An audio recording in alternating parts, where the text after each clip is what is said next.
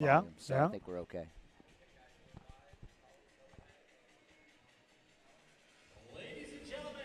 Ooh, wow. You guys hear it here in-house with Alex Lane on the mic. Welcome to the 2024 Cowboy Up. I'm Joey Perry. I am Vito Rodriguez. All right, and we are going to be talking you guys through the night, having a great time. If you watched the stream last year, you know we had a blast. Yeah, It's going to the be the dual same team again. is back. The dual We are. team is back.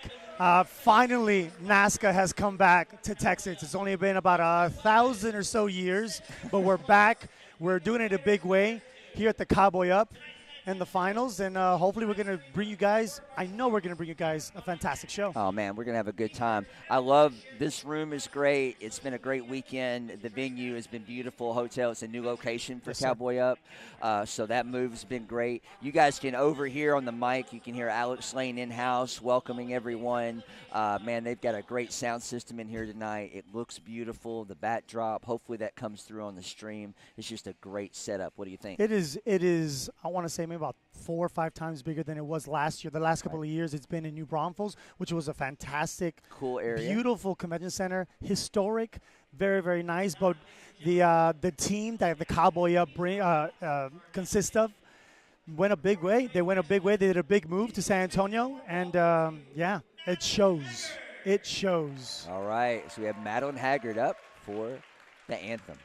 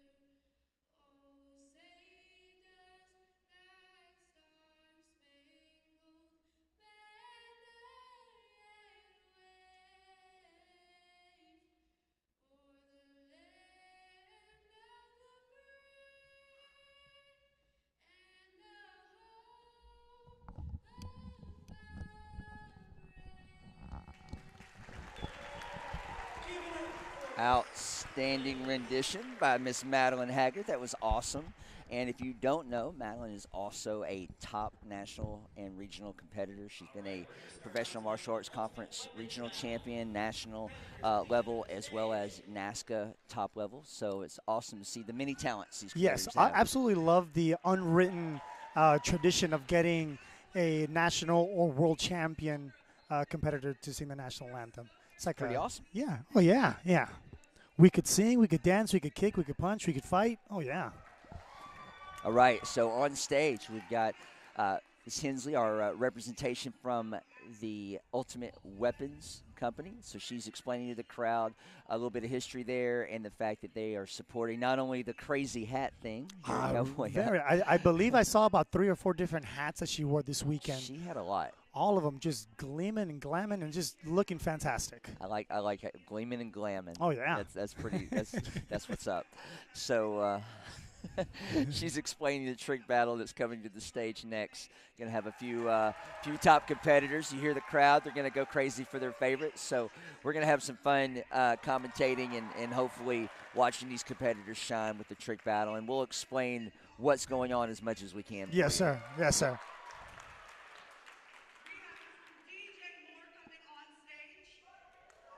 So just so you guys know at home, we don't have a list of all of these competitors and or some of the ones that are judging. So we're going to try to stay off for a moment as she like calls the names out for you.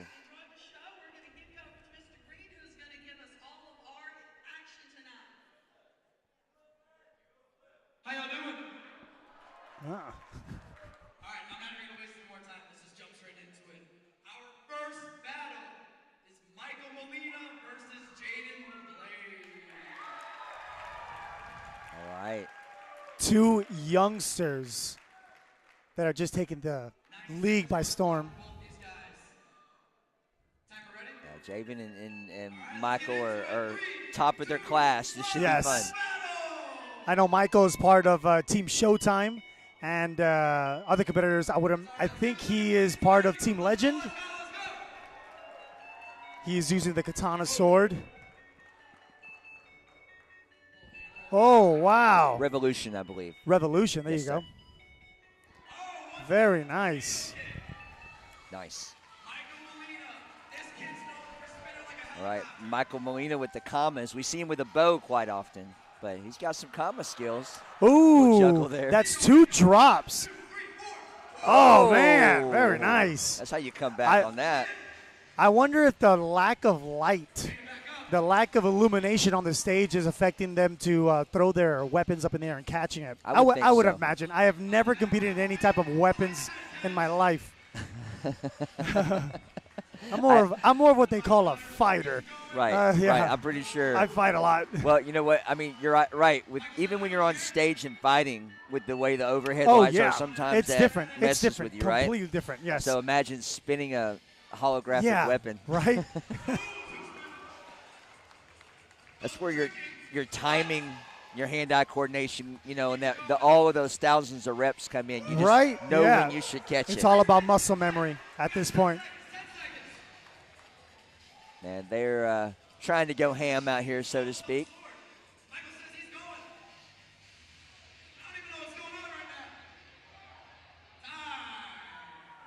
Man, he's got the multiple spin catch down. Tried to put 4 earlier. Pretty impressive. See what the judges think.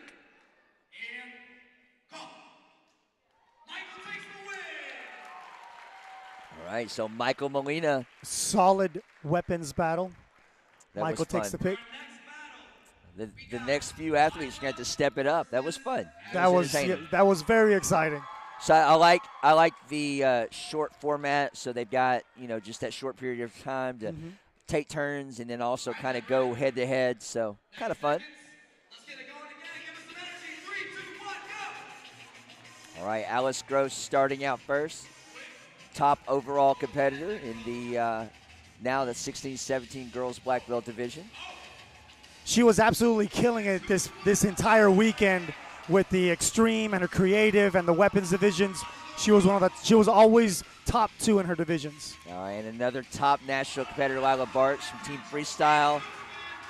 Oh, showing that high-level tricking ability with body, not just the weapon. Team Freestyle had a gigantic presence here this past weekend, all the way from San Diego, I believe. Yes. And they bring the boom. No, always Oh, entertaining. man. Oh, nice from Alice. Lila Dare I out, say great speed. Dare I say it, Joey? This is a little bit more exciting than the boys. Man, these girls are absolutely killing it.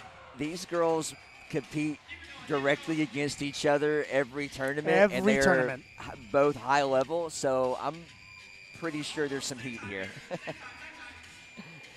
Even if they're good friends. Oh, she went for it. Nice.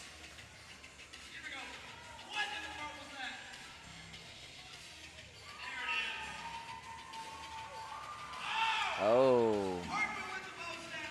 So the girls certainly mixing in a lot more base tricking, body tricks than the previous group.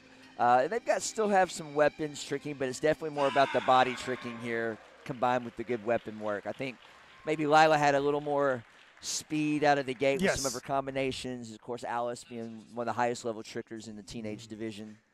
So that was entertaining. This has to bump up your want to get better as a competitor. I mean, even the two competitors on stage right now, they just hypes you up, being in the moment, being present in the moment, going like, man, should I pop out this next trick? Should I do it? And this is such an opportunity. Be on stage, throw your hard tricks out. Yeah, I love it. it's awesome. Yeah, no, it's fun. They're having a great time pushing each other. That's exactly what we want to see. All right, we've got Bo versus Kama. 3, 2, 1, let's get it going. Remind us fast cuts. Oh, the cut. Kieran says he's going anyways. Shout out Team AK, best team on the circuit. Wow. Who cares? Oh, we dropped there. To the 540. Oh, nice with a double. Kieran's going strong. Jeremiah. Oh, with the Webster. Oh, Mike McCarthy's Yeah, that was kind of a slick little, if you caught that, he's going for the trick, and it happened at a time where almost looked like he pointed at the competitor's drop beside him. I'm Oh, sure that was behind the head semi-intentional. catch. It's a man. pretty smart moment. All right, so we've got some high-level attempts here, but we've got multiple drops going on. We've got a competitor switched up the weapon, going with the bow now. Oh, he switched it out. Oh, my goodness. 4 spins with the catch. That was salty. Oh, and behind And this the back. is a completely different format because these competitors are usually, I want to say usually, probably like 100% of the time, when they're popping these tricks out, they're the only competitor in the ring. Right. So to have somebody else in the ring, have to know your distance and control. You don't want to hit the other competitor. Oh, it's hard. It's completely different. Yeah. Yeah, the lighting, the Oh. distance. Yeah, that's kind of an exciting way to do it, and definitely challenging with the spacing. So that was fun. High flying action. See what the judges think about these two. They both did a great job. You know, had their share of drops if you're counting that, but they were doing some pretty high-level things. One trick. Oh, they're going to go with the tie and let them rerun. 30 seconds. Winner takes all. Going to overtime here, folks. Let's get it going. 3, 2, 1, go. All right, both starting with the bow. What tricks are they going to pop well, out? if I was, I would do like solid, basic type tricks that weren't too crazy, so I could nail every one of them, but still look, you know. But it's how you end. It's all about this trick right here. Okay. Here he goes. Can he catch it? Oh, that was a little cleaner catch. 10 seconds. They haven't been too conservative here, No. but a little winded maybe. A but little winded. Good job. That was fun, guys. Judges ready? Judges have to pick a winner here. Kieran takes the win. I don't know. Ooh, you hear the crowd, they're Yeah. divided. I wonder if there will be any internet warriors Discussions? typing about who the judges or scores were. Let's not do that this evening. Let's stay positive and make sure that it's okay if you have a different opinion. Round 1 for the Brave Lambs begins in 3, 2, 1. Get it going. Let's go. All right, here We got these Demi. ladies. I love Demi- it. Demi from comes South out like Texas. fire, right? Demi Little from South Texas. She's from the Valley. Nice. Edinburgh. Oh, wow. Ooh, I had a little swag there with that catch. All right, Danny Rupp, also from Texas. Danny from watching San Antonio, her grow yeah. the last couple of years has been a lot of fun. Her It's been skill huge, sets, yes. it's been really fun. She's worked so hard. Her skill set and her complete martial artist. She's not only been doing really, really good on her tricking, on her forms, on her traditional, but also in her sparring. Yeah, She's won challenging multiple. herself a lot. I love to see that. There's Demi with a high-level move, catch, awesome. What we need to see Demi back in the ring and sparring. Fighting? Demi grew up sparring as well as doing forms, and she's kind of shied away a little bit from the contact part of karate, and she's been, which is understandable because she's been absolutely destroying the competition when it comes to forms. But we got to see her back in that ring. Yeah, right on. Needs to be the next Alex Mancias type, right? Yes. To be able to do it all. Yes. Oh, that is one of her instructors. Might have even put that together. Yeah. And he's pretty good. He's pretty good. And we're going to see him later tonight. Yes. By the way. He's actually part of the first sparring division that we're going to be seeing tonight. These ladies are killing it. Danny's looking clean, and she's trying some really high-level stuff and nailing some of it, looking great. Demi as well. She switched up the weapon, got her comma work there. All right, we'll see what the judges think. That was fun. I like their shirts, by the way. Those were, I think, Ultimate Weapon provided. I like those. I like those cool. shirts. I wonder if we could get one of those. I think we pair. should ask. Yeah. Do we have any pull?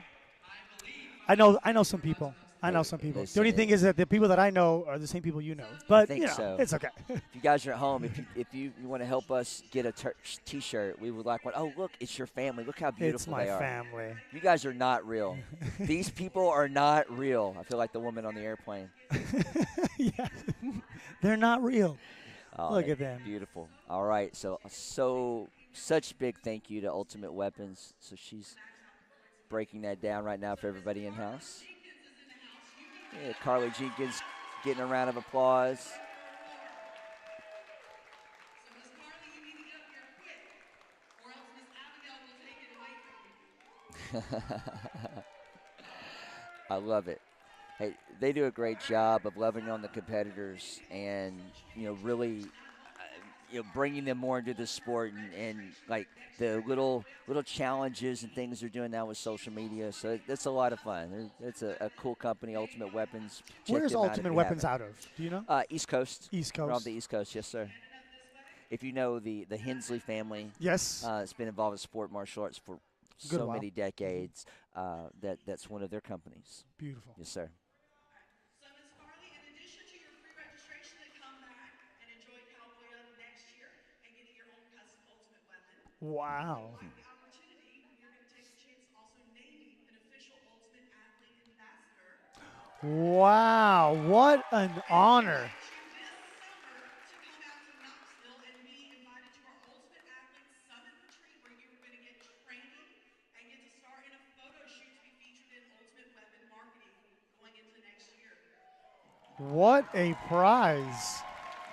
Yeah, that was absolutely awesome. Carly, she's a great little ambassador for sport martial arts. She's the last couple of years being involved, and she does a lot of the ProMac, the Professional Martial Arts Conference regional events. Obviously, has a lot of events here in Texas as well. Traveling, super sweet family. So that's pretty awesome. We love to see that. One of the sweetest people on the circuit. Really, really. All right. That was fun. For our boys championship belt round, we have Michael versus All right, championship round. They've caught their breath, right? Yeah. Kieran's round was extra long after that tie. The importance of having 3 judges. Yeah, I don't know. We didn't mind the fun. Yeah. Here's quick. Going at it behind the back. To the Oh, nice. Michael's throwing a combo. All the boys going at the same time here. Wow. They're awfully close to each other to be there we go. As soon as I said that, we almost had a little run-in. So maybe the strategy of tricking over or tricking in front of your competitor might be playing in a little bit. Michael mocking him a little bit. He's got a little swag there. Yeah. Oh, he took him out. Now, he may not have meant to actually take him out there. That might have been actually, I don't know if he meant to do that. Yeah, no, I don't think so. He's like, oh, no, I didn't mean to do that. They are super close to one another. Yeah, that was. There we go. Michael's back up, doing his thing. Oh, behind the back catch into the 540 split. Nice. Man. Man. Oh. Hey, way to come back from that. That's for sure.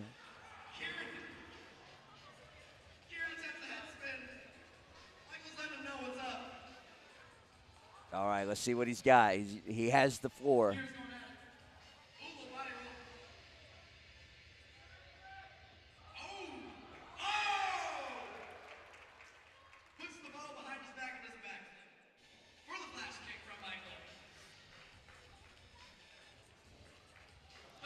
That was pretty. Pass between the legs.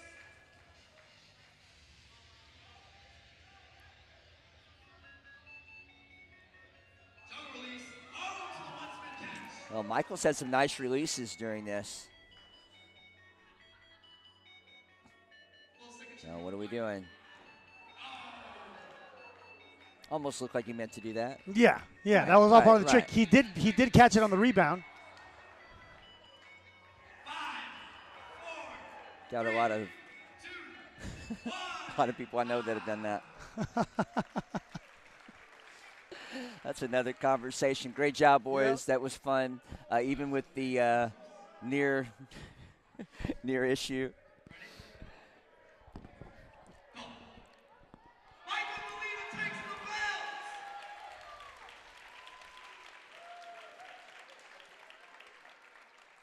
Michael's going to be taking the championship here. We're going to go ahead and do the girls' battle, and then Michael will receive his belt. Good job, boys.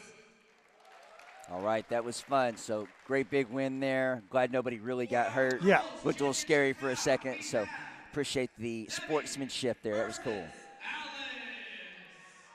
All right, Alice and Demi. This should be This is going fire. to be an exciting match right here. This is for the belt, for the win.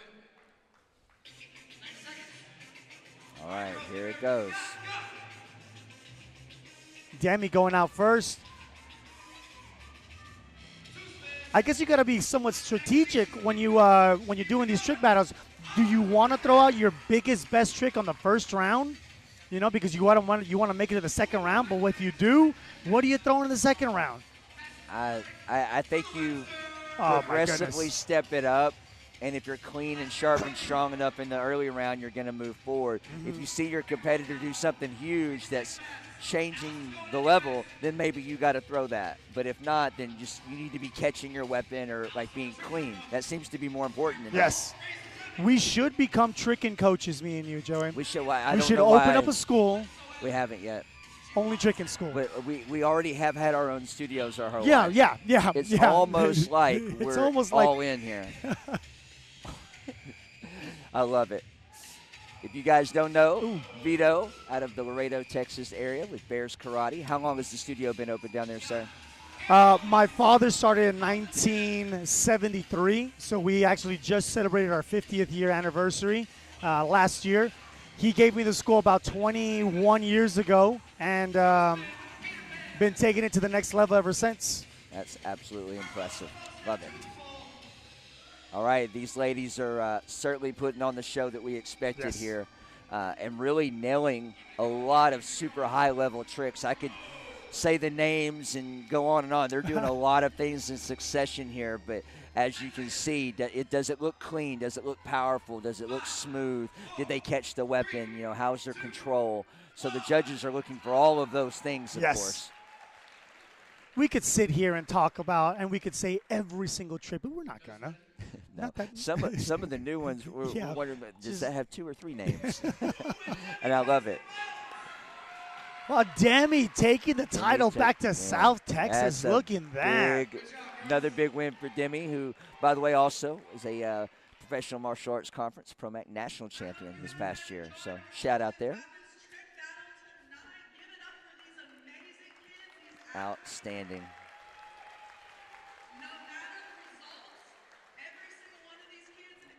Now, is it going to be Demi versus Michael show? Oh, Ah, there you go. Michael Molina is not one to do nothing when he's on air. He's got to be doing something. That was great. yeah. I Wow. love it. Great job, guys. So, Demi and Michael are your Ultimate Weapons champions. Got their championship belt. That looks like a nice That is UFC or WWE that is a belt. very nice belt. Blinged out.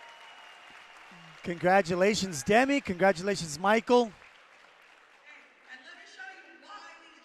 It's like a big Texas belt buckle. Look at that. Oh. He's like, I got this. There you go. There you go. There's your superhero pose. That's It must have been superhero the landing. hat. Yeah, it must have been the hat. I think the first one was his demonstration of a villain landing. Yes, the villain landing. And Yeah. the superhero landing came after that. Listen, it's all in how you look at things. That was fun. That was a nice little opening. All right, so as you can hear in-house, we want to welcome everybody officially to the final show for Finally. Cowboy Up 2024. Yes, sir. I'm Finally. Joey Perry. I'm Vito Rodriguez, and finally NASCA has come back to Texas, the great, beautiful state of Texas. Beautiful We're state here, of Texas. brand new location. The last couple of years we were in New Braunfels, Texas, about a jump, skip, and a hop away. But now we are here in San Antonio, the beautiful Hyatt. This place, the venue is great. The setup has been wonderful. This looks amazing. The hotel has been great. So this is a great venue. I hope that we can be back year after year. So. Second to none production. I absolutely great. love the setup. Everything is just grand here. That is like the perfect word to describe everything, just grand. So speaking of grand, on stage we have one of the best fighters ever. Yes. In sport, ever. martial arts, and kickboxing. kickboxing. Some would say somewhat of a goat. A goat? We do have. I did hear a little bad. Oh, coming up you're on you're stage. talking about the judge. I was Oh. actually talking about one of the fighters. I see. Yeah, the judge. We have Mr. Raymond Daniels. Raymond Some Daniels. say the absolute goat when it comes to sport karate fighting, point sparring.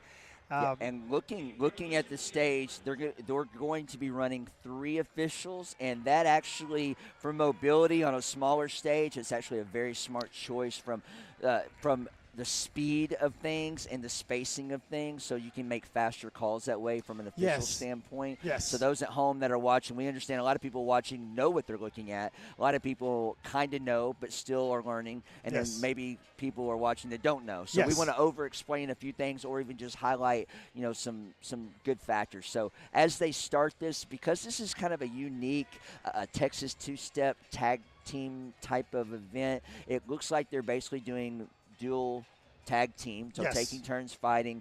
They'll have a particular point spread they're going to. We don't have that in front of us, but it's point fighting nonetheless. So we're going to watch the judges make the calls. All hand techniques are 1, kicking techniques are 2. And what do they get if it's a jump spin kick to the head? A jump spin kick to the head will give you 3 points. The only technique that actually gives you 3 points would be a jumping spinning kick to the head. We have Laney in the, I want to say, darker, bit more green uniform representing Team Revolution. And then we have Regina with a black uniform representing her school, which is Premier Martial Arts. Love it. Both of these ladies, top fighters, top competitors in their game.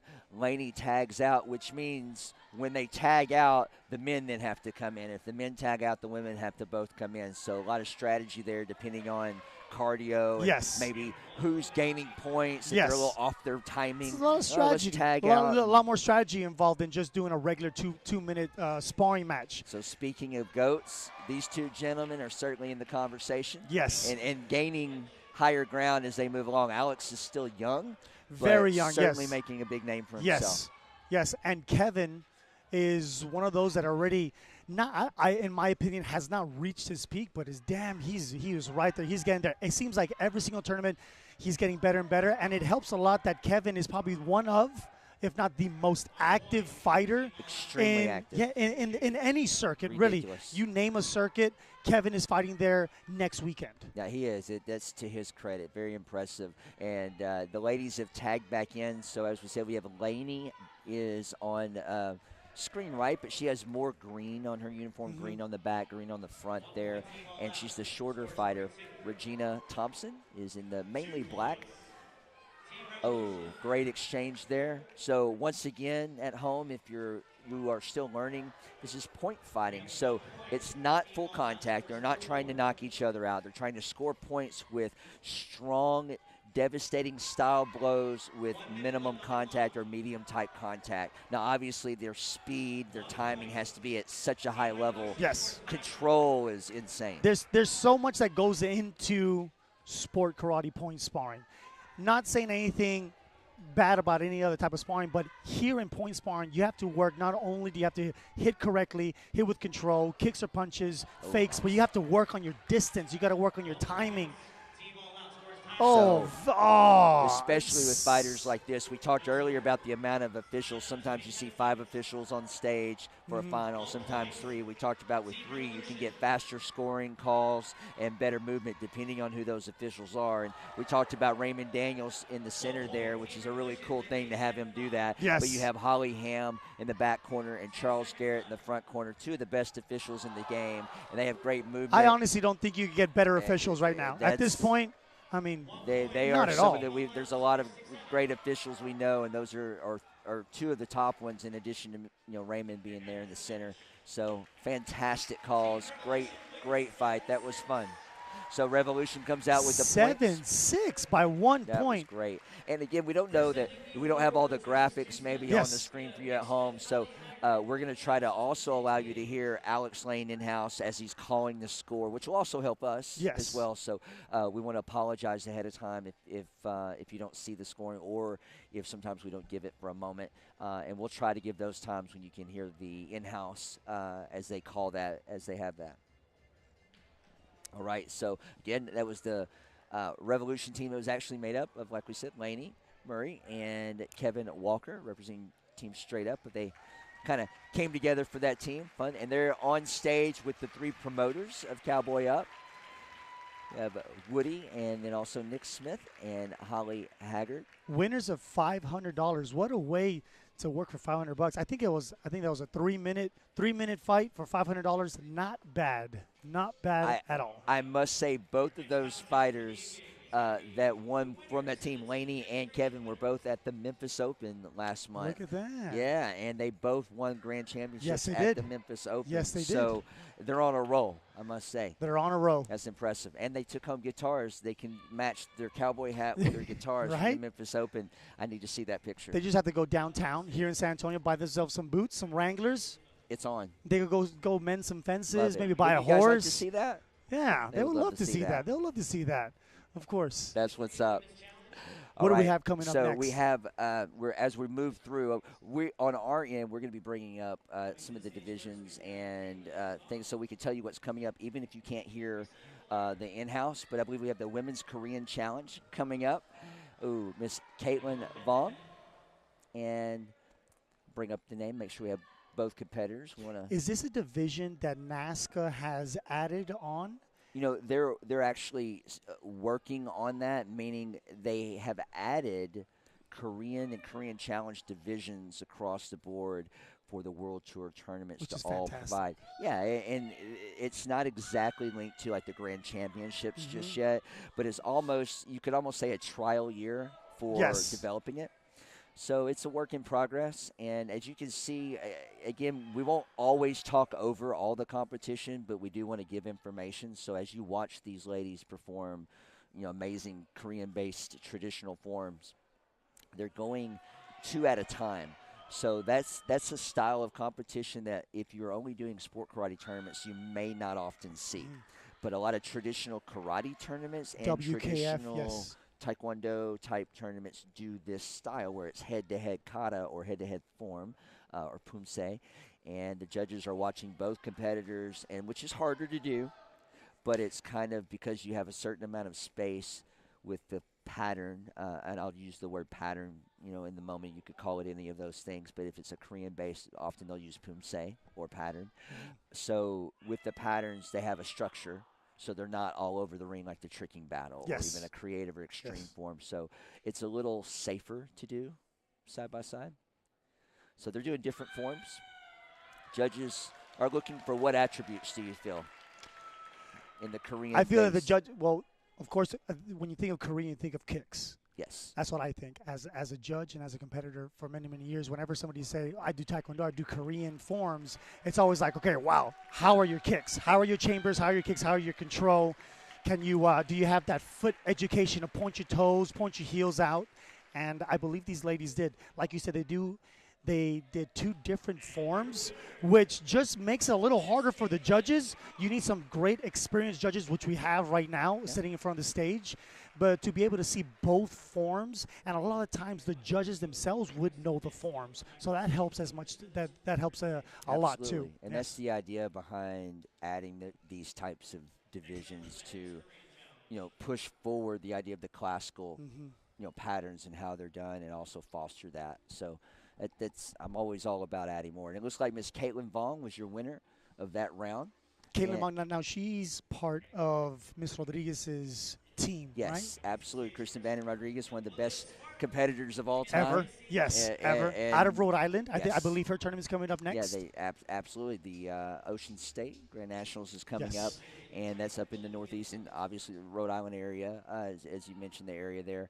And, yeah, that team has really come on the last couple of years and obviously doing a great job with their leadership. So we're glad they're here this weekend. Picking up multiple people, picking up multiple students, and just growing their, not only just forms, but growing their sparring section of the team as well.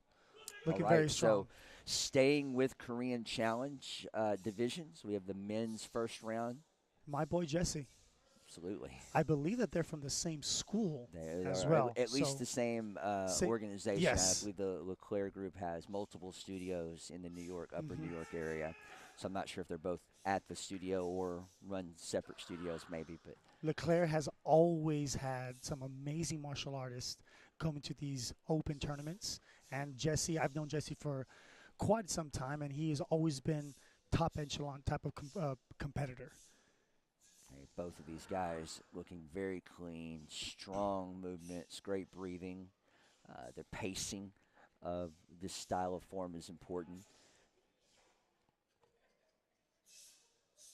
Solid kicking techniques, chambers. So again, everything that the judges are looking for, especially in particular with a Korean-based challenge. So again, you have a lot of ways to do these forms, and it may not exactly be the way everybody does it in their studio, which is also a challenge in the open format. But even if you've learned these forms in a different way, the punch is different, or a block doesn't go there the way that you learned it, when it comes down to it, a forward stance is still a forward stance. A side thrust is still a side thrust. A back fist is a back fist, or a downward block is a downward block. So you have to look at that. You can't look at it, well, that's not the way that I learned in my school, so it must be wrong, so he must have did it wrong. No. You have to see, okay, that forward stance is fantastic. Was his 10 toes facing forward? How is his hips? His chest is pointing up. So as a judge, you have to look at it as if this is the way that I was taught. You have to look at it as you don't know the form, and how is the form being performed. It's we judge using all of those other attributes we talk about with any division. Even if you're doing something very specific like the traditional challenge, you're still looking at power, speed, balance, quality of technique, even if it's a little different. So great job, guys. That was beautiful. So if I'm right, William took that round? I believe William Smart did take that round. Yes, sir. All right, and Caitlin back on stage, or perhaps all of them back on stage, yes.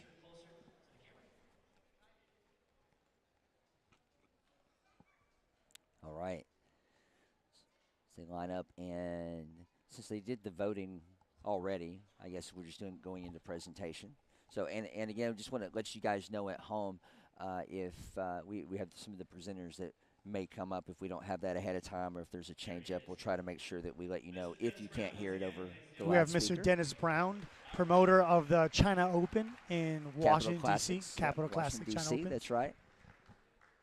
One of my all-time favorite sport martial arts legendary people is Grandmaster Dennis Brown. He's always so respectful of everyone, nice. He works hard. He's at every event. He works from the beginning to end, no matter what his age is. Yeah, and it helps out a lot that he's, in his mid-30s, and he's got energy to burn. Oh, I tell you what, it's you would he think he was like in his mid-30s. Yes, He's not, but it is amazing. He is a great guy, and his wife is a super special lady as well. So we appreciate him supporting the sport still. All right, congratulations, William and Caitlin. Those were some great wins. All right. Team Freestyle, all the way from California, absolutely freestyle.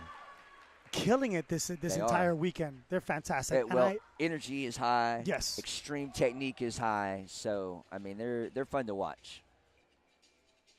We got to get these guys more on the East Coast. We got to get them going. I need to get them to we talked about Memphis Open. We need to get them to Memphis Open. I'm glad they're supporting Texas events. We got to get them back down here in Texas in 2 weeks for the Austin Open. Pro Mac I tournament. think was Judas Sagawa at the Texas Revolution, I thought, He this was. past year? He So was. I like He to was see one of the that Grand support. Championship. He won one of our Grand Championship sombreros. So we love giving these teams those shout-outs. Oh, yes. And Oh, letting yes. you guys know that a lot of these competitors, if you don't know, a lot of these competitors travel all over the country, even out of the country doing Yes. events. So anytime we can give them some Some appreciation love for and some, that, yep. we want to do it. So this is a team that definitely travels and supports people and some really high-level kids. So hopefully this performance will show you that. Enjoy.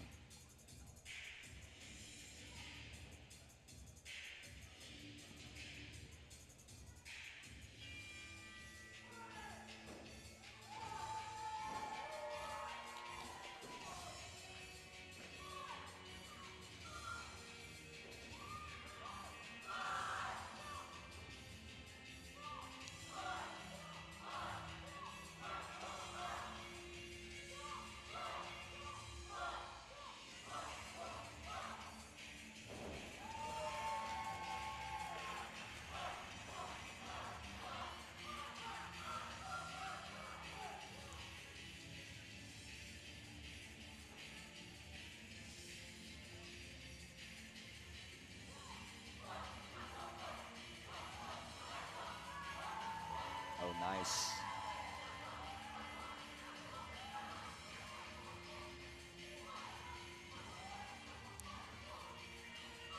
Have to say, this team has all the swag. I love it. Great ring presence. Now they brought out the bow. So not only can they do creative or extreme weapons, all of these competitors can actually handle a weapon as well. Oh yeah, it's fun to watch. They push the limits for sure. Great job.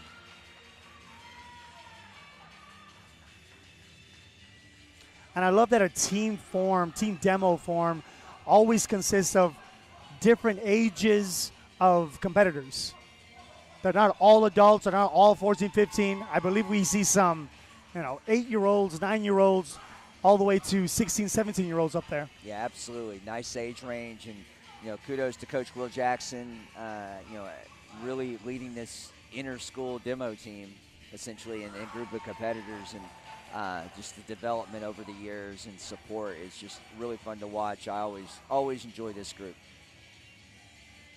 Whoa! Very With nice. the sword That was pass. slick. Very nice.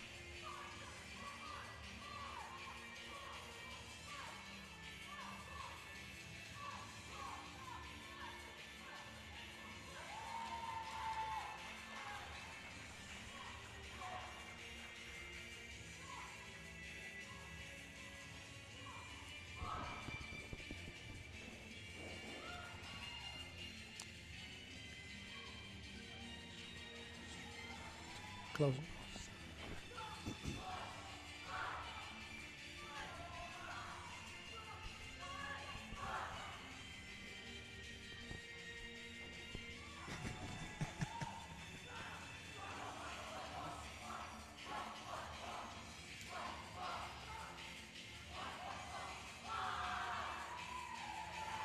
Wow. Awesome. What a fantastic performance. Fantastic performance. Yeah, great job on the synchronization, showing all the diversity, the crowd going crazy in here. So that was awesome. Great job, Team Freestyle. Got to ask you, Mr. Perry, did you ever perform team demo? Yes, sir. You did? Yes, sir. Really? Yes, sir. So I performed with the Ernie Reyes World Action Team all over the country multiple times. I'm an Ernie Reyes kid. Look at whether you. people know that or don't know that. So we were part of that organization for so long and got to be part of the action team in my later years. Had a lot of fun. Performed in Vegas and all over with them. And then later in my competition career was part of Team Sidekick, John Chung's Team Sidekick for a lot of years. So I did demo a few times with some of the Sidekick members. I was part of that era. And that was a lot of fun. And then later on with my own studio, with my Joey Perry Martial Arts studio over the years, we had a demonstration team that was mainly underbelts. Wow. But I mixed in some of my black belt level competitors. So just like freestyle, we were just in a school demo team. I had about 12 competitors, and we traveled. We did the NASCAR tour one year, competed, made the AKA Warrior Finals. So I really respect, that was good lead in, because I really respect what Will Jackson's done with this team and the level they are at and that work, because having that experience myself as a school owner and somebody that loves sport karate and brought a team and developed that, was also part of one of the best teams in the world. I know the difference, and I was lucky to experience that, and I wasn't able to quite develop my inter-school team the way that Will Jackson has. Yeah. So I'm super impressed with that and impressed with how they keep pushing each other up. So kudos to them. Perfect. Amazing. Beautiful. I come from a school that it was mainly only pretty much forms, traditional forms, and sparring. So as a youngster going to all these open tournaments, I would always look up to go, man, these guys are just so amazing, just to do everything in sync, and how much effort and work goes into that. I always wanted to be part of it. I'm hopefully put my daughter into some sort of school or program that does some of the same thing. Stage. I'm glad you're such a fan. It's always nice to come from one area and open your mind to everything else and understand the beauty of it. Right? Always looked up towards all these team forms. All right, so on stage now, I know they're having a little, I think they're having a little music snafu there, but they're going to fix that. It should be the 13 and under girls weapons. I believe this is the overall weapons championship.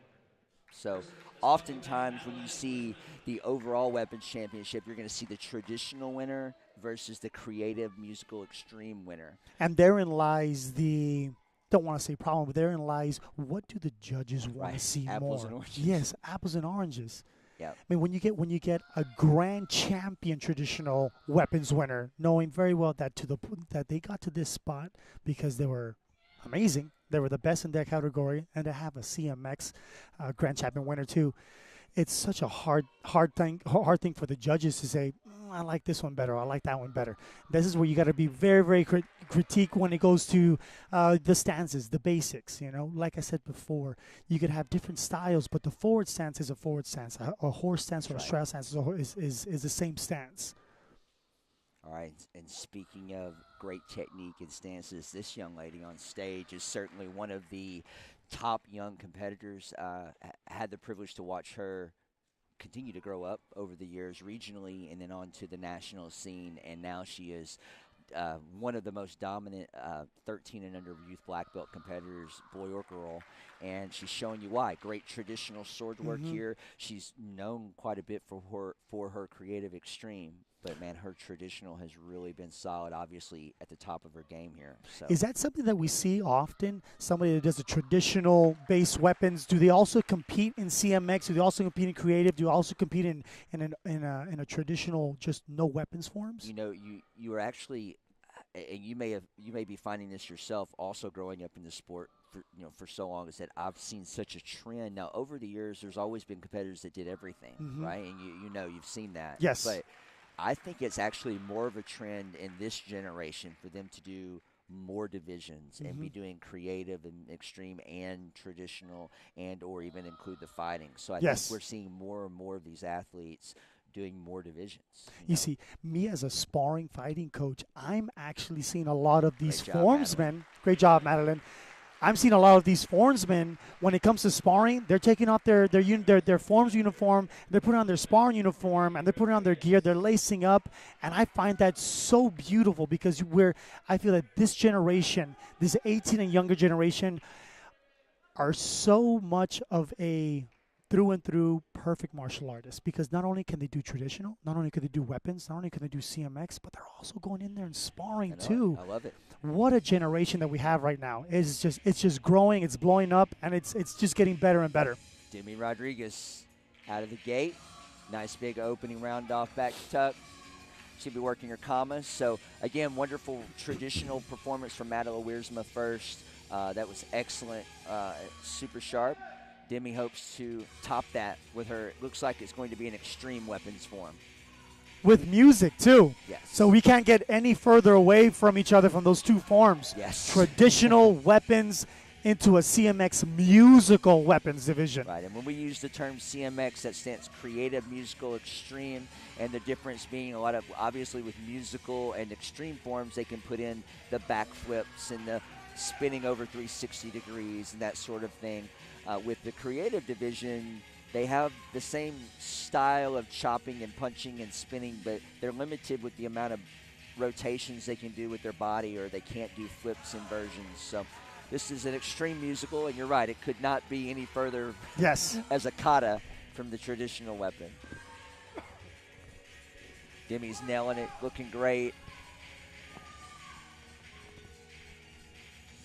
She's got some high-level releases and combinations in the routine. Demi's getting to the end of her form. Now, a lot of these forms, when they put their last big trick like that right at the end of their form, which is something to look up towards, because at the end of your form, you're a little exhausted, a little tired, and you just very well know that I still got one more big trick. Make it or break it trick. That's really what it is. Yes. And then being on stage, you got to let it all out.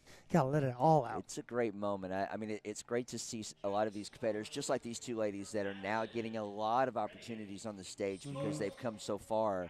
And it's great to see that and see them continue to develop. And it's also great to see the generations come in when it's their first or second time on stage and see how they react. Yeah. You know, it's under the lights. Under the lights. The big lights and the big moment means a lot.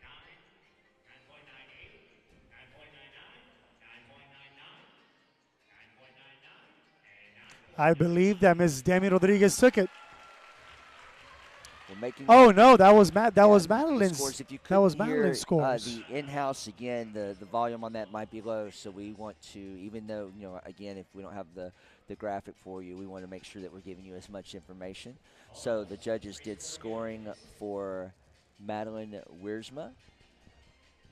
And looks like Alex Lane, in-house, is right there beside the scorekeeper, so they're just wanting to make sure that those are entered correctly. And another thing which happened, I believe there was a little internet glitch at a California event where the judges went to the flip cards, and the order is important. Yes. The order that the scores are entered helps to validate if there's a tie or there's any discrepancy. So as you hear Alex in the background reading the scores, he has a certain order that he's trying to read them in. If those get jumbled up, the score is still correct, but if there is a future issue, it's hard to go back and pinpoint maybe which judge gave which score to ask and that type of thing. So that's everything has its rhyme and reason. Yeah, right? That sounds like a little bit of a nerdy part of it, and it's just scoring. But again, all of these things should be a certain way so that there's transparency, and that if there's anything, you can go back. Yes, just in case there is some sort of hiccup or a glitch, you could always refer back to your what judge gave what let's score. Validate. Is that the correct score? Or was that whatever? So that definitely helps. It's really should be about that. So we appreciate if they ever have any glitch or if they ever have any hesitation to wait, get the scores right, make sure you got it right, and that way it's the fairest possible to the competitors. So it looks like they've got that straight, and Madeline Wiersma took the majority of the 9.99s there, so I believe she's going to be your winner. Yes, she took 6 out of the 7 9.9s. She took it. Fantastic. Both ladies did an amazing job. To the stage, we talked a little bit about her just a moment ago, the legendary Christine Bannon Rodriguez. And she's the promoter of Ocean State Grand Nationals coming up and one of the top competitors of all time. So she gives the Grand Championship hat to Madeline Wiersma. That's right. Girls overall weapons winner. Congratulations, ma'am. And Demi looked great, so great job to you, ma'am. All right, so that was the 13 and under girls. Next up will be the 13 and under boys overall weapons. We have 2 competitors, again, keeping with the overall format where you have traditional versus creative musical extreme. So you're going to see that format repeatedly here. And I want to make sure we know the first competitor coming up. You have Adamas Vakaskis and Michael Molina. The first competitor is Michael. First. Yes, he's going to be performing a CMX weapons form. No we doubt. saw Michael up here about 10-15 minutes ago on the tricking battle. He won that, so I'm pretty sure he's going to be popping out some amazing tricks. Michael is known to throw some tricks that he hasn't practiced through and through every single day. Right. He is a stage presence. He is Mr. Showtime, so very excited to see how he's going to end this form. He usually leaves a huge trick to the very end. All right, he opens so let's up see. Solid. Mr. Showtime himself. Let's go.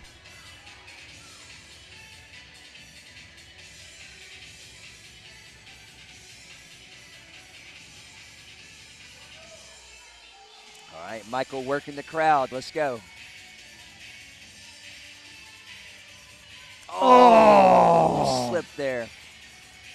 All right, so they don't have to continue, but often with one drop, they're encouraged to pick up and continue and go ahead and put on a show, as long as they're not injured or anything like that. That was amazing. That was a huge trick. Amazing. So Michael will, by default, get a finals DQ score for dropping, which will put him at a 9.95. But also another part of the strategy of continuing and moving on and performing is that now if Adamas, his competitor, comes up and he has a drop for any reason, which could happen, yes, he can pick up and continue, and then the judges would have a choice of either having them rerun or score based on performance, and they would pick a winner. So it is important in the finals, unless you're injured or your weapon breaks, to go ahead and pick up and continue. But customarily, the competitor with a drop weapon will receive a 9.95, and then the winner should receive the 9. But it's not happens. like you just mentioned. It's not etched in stone in the sense of if you drop, you're completely DQ'd, because if the next competitor drops, you still have a pretty good chance. There's still a chance. It's a unique final scenario, especially now that we're doing these finals where you break it down to the traditional winner versus the creative extreme winner. So you only have 2. So if both of those competitors dropped, then the arbitration decisions have to be made. So hopefully we don't get to anything like that, but just at home, if you were wondering, that would create a unique scenario. And normally in traditional weapons, admittedly, there's not that many drops because they're not throwing the weapon and that type of thing, but it does happen. So Adamas, once again, sporting his red top for the finals. He did that in California at the Compete Internationals, which was a great event. Representing Team AKA? Yes, one of the top teams in the country, and also, of course, segue into knowing that every January, the AKA Warrior Cup, one of the top events in the world.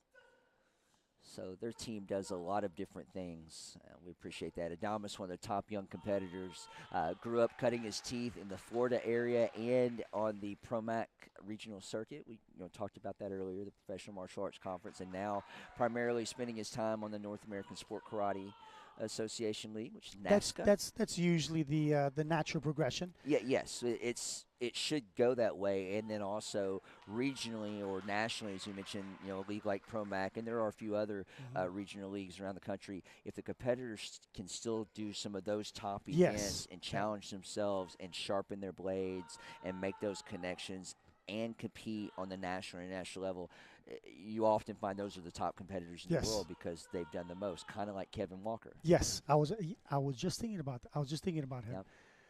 It's a beautiful thing to see these top competitors, best in the world at what they do, and these top NASCA organizations still do the smaller circuits, still grind out their their techniques, their different forms. Maybe they're not feeling a form all that great. Maybe they'll try it on a smaller scale on a local circuit organization or a national circuit like a ProMac circuit, and then they'll take that next step. They'll play in both fields. That's right. And there's plenty of room for everyone, and there's plenty of opportunities. You just have to go get it. And like you said, those are usually the ones that are top of the heap. That's right. Yeah, they have the most diversity in their training and experiences. So great job for Adamas. So always clean, always has a great stage presence as well. Now, he has a different stage presence than like Michael Molina, right? Yes. Michael has that hype, that little bit of like that dynamite thing. Adamas kind of he has that respect. Draw that attention in a little bit. So it's a different feel. I like it. So both of these young men always respectful and definitely always running around these large events. So fun to watch. All right, so Michael gets his 9.95s across the board for the dropped weapon.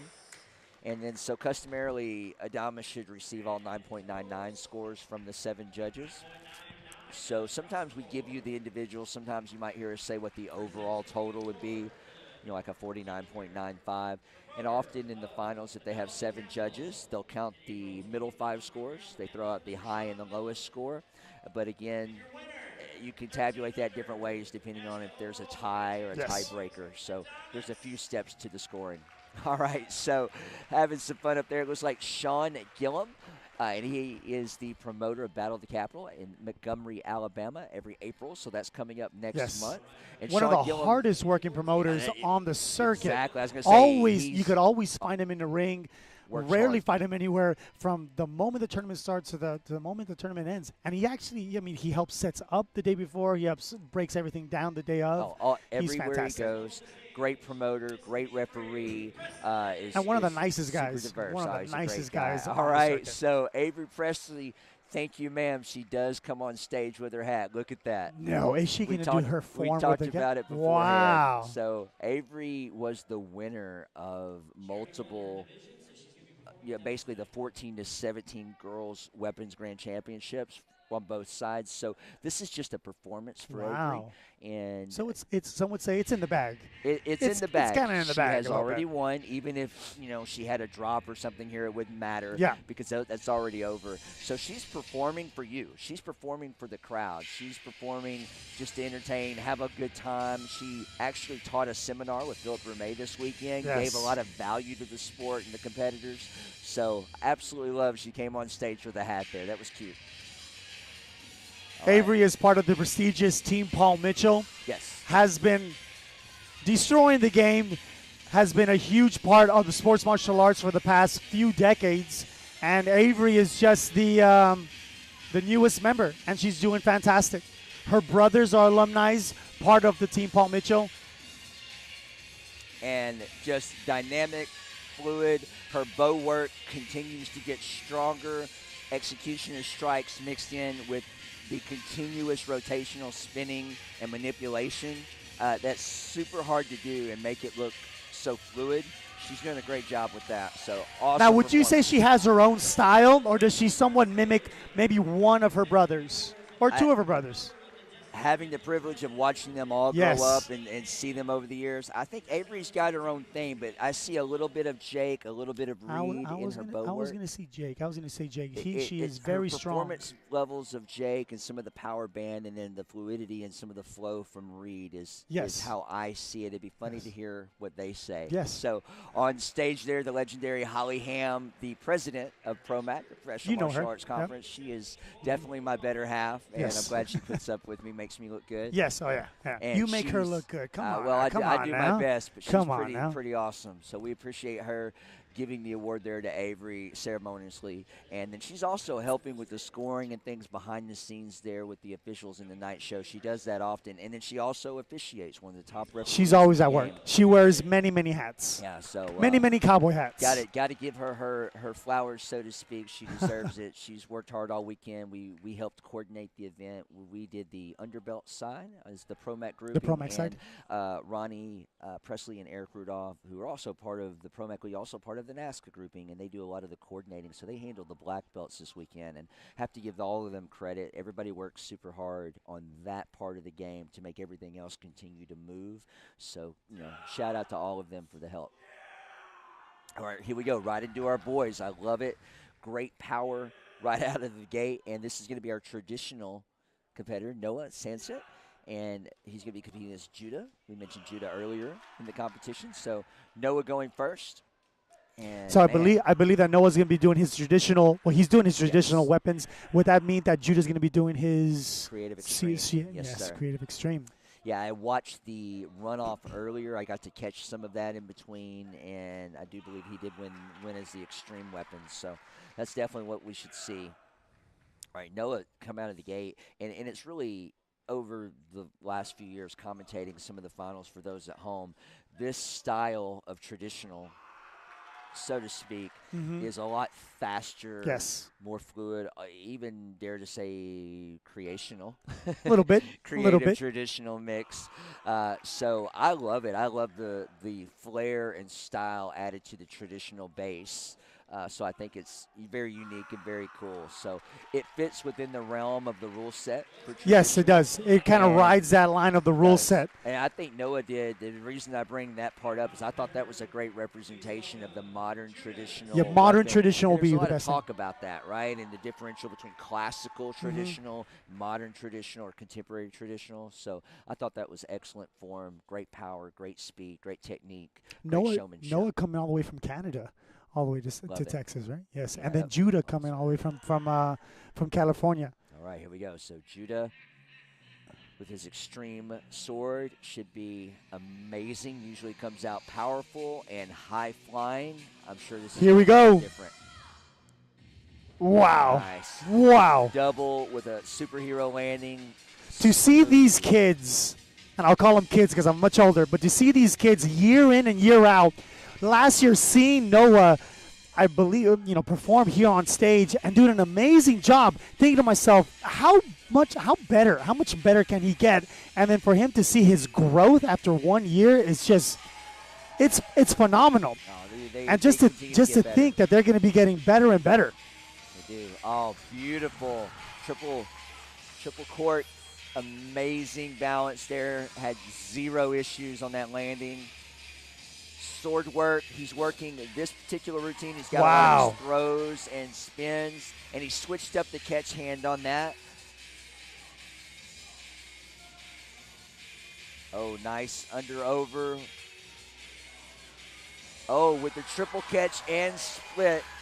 That hurts me looking Just at amazing. A little bit. Ouch. All right, so the Judah, judges have their work cut out for them.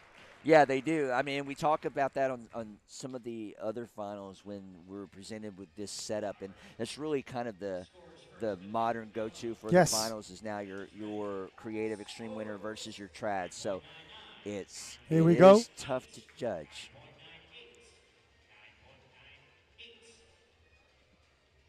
All right, so 9.98, almost across the board for Noah. It looked like we had a 9.9, and then I believe the rest were 9.8s. Just want to validate that so you know at home. Yeah, there you go. So 9.9 and 9.98s for Noah. Great job, sir. That was clean. I liked it. Great energy. All right. So Judah's scores will likely be just the exact opposite. Exactly. So 198, and the rest should be 9.9s. The rest are all 9.99. That's right. So Judah Sagalov from California will walk away with your 14-17 overall weapons grand championship. To think how much better they're going to be next year, because Judah's, I believe that Judah's 15. I believe that Noah's 17. Next year, when they're adults, when they're 22 years old, they're going to be hitting the light fixtures here in these ballrooms. These guys are amazing. I'm here for it. Yes. I am ready for every minute of it. I love watching every next generation continue to get better and do things better than we ever did, and that excites me. They're fantastic. All right, congratulations. Cadell Lovelace on stage, head coach of Team Revolution, one of my favorite people in the sport. He's Mr. Lovelace looking really, really good with that cowboy hat. Wow. He looks sharp, dynamic, and it makes me want to put on the hat. Let's put these on. Let's put these on. Maybe a little on top of it. I don't know. Look at that. Have to remove that. We don't look all that bad. I think this is better. We don't look all that bad. Okay. Yeah. I don't know. Maybe looking fantastic. We need to adjust it. I'll see. All right, we'll try again here in a little bit. Okay. All right. So that was nonsense. I love it. All right. So at home, hope we gave you a little laugh there. We'll see. We have Miss Caitlin Vaughn back on stage. This is the women's 18 and over NASCA overall traditional championship. So just to validate, I believe we are going to see all 5 competitors in this class. Okay. So forgive me if that information is wrong, but according to what we're seeing, that's correct. So I hope we get to see that. That would be pretty awesome. So again, this is Miss Caitlin Vaughn. Watched her earlier. Doing a Taekwondo traditional form? Yes.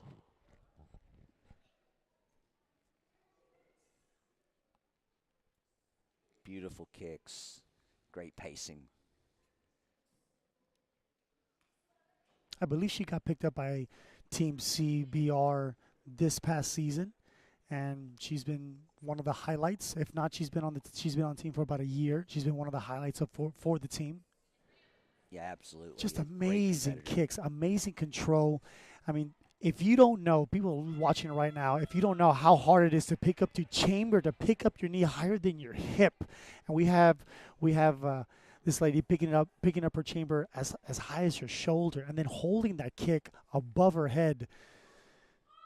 So much control, so much effort, so much work has gone into every single kick, and then she does it. Here's the hard part: she does it with the right and the left. To be good with She's both legs, insanely impressive with that's that. something. Great job, Caitlin. Great form, Caitlin. A shout out to one of her coaches, Kurt Shyrock. So not only is he a great referee, but obviously a great instructor and leader. So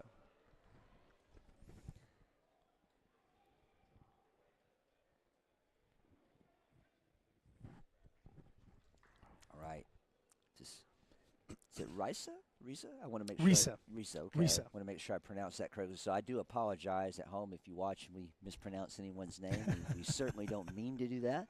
So we apologize if that does happen. Some of the competitors, we don't hear their name. Yes. Or we may not know. Yes. So some of the names, as with everything else in life, could be pronounced differently. So Pronounced differently, yes. We do our best. We want to apologize in advance. We are both do. just karate instructors up here, That's right. trying to make a living.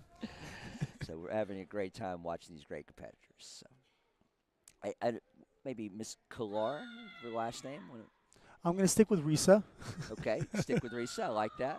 So she's looking great. Came out strong. Great focus.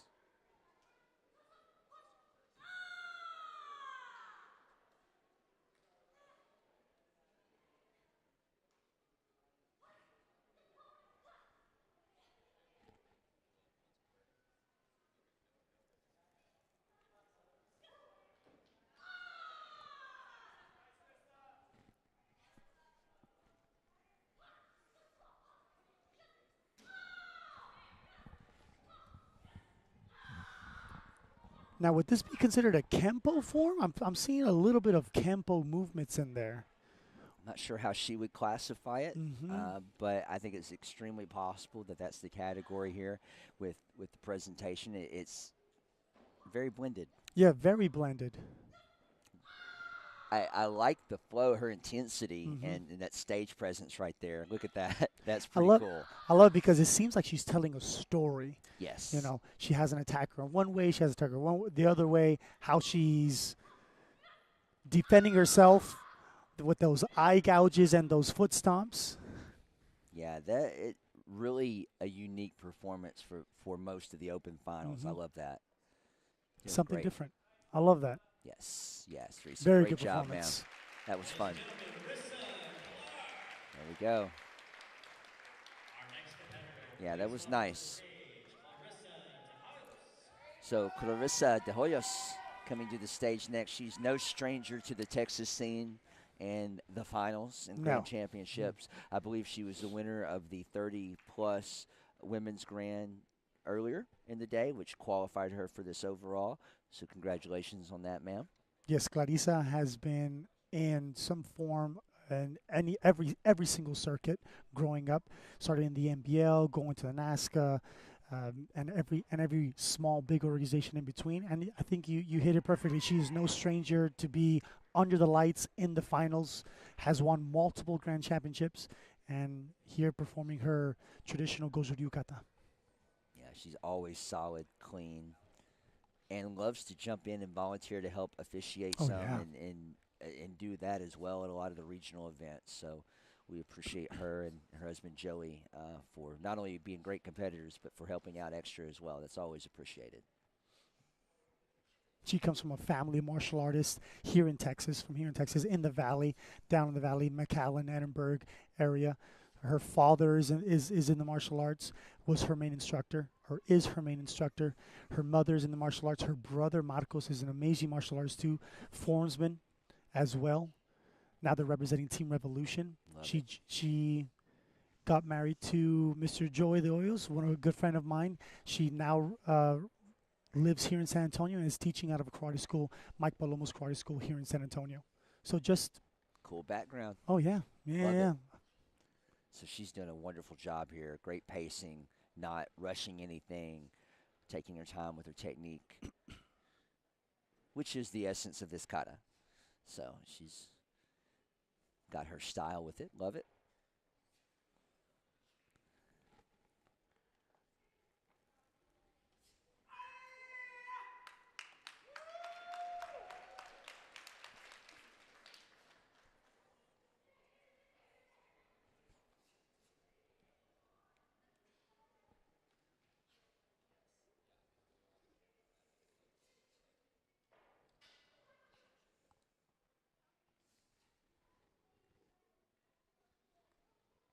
Good control right here. If you don't know this form, if you haven't performed this form, right here, your legs are pretty much shaking. They're pumping battery acid at this point. They're burning. But just to have this type of control with her, with her legs, her kicks, her punches, her kias are very, very strong. Everything seems to be going very, very well for her.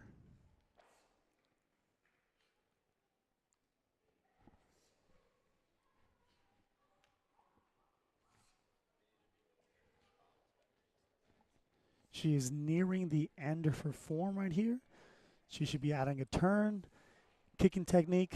Here's the big part of this form.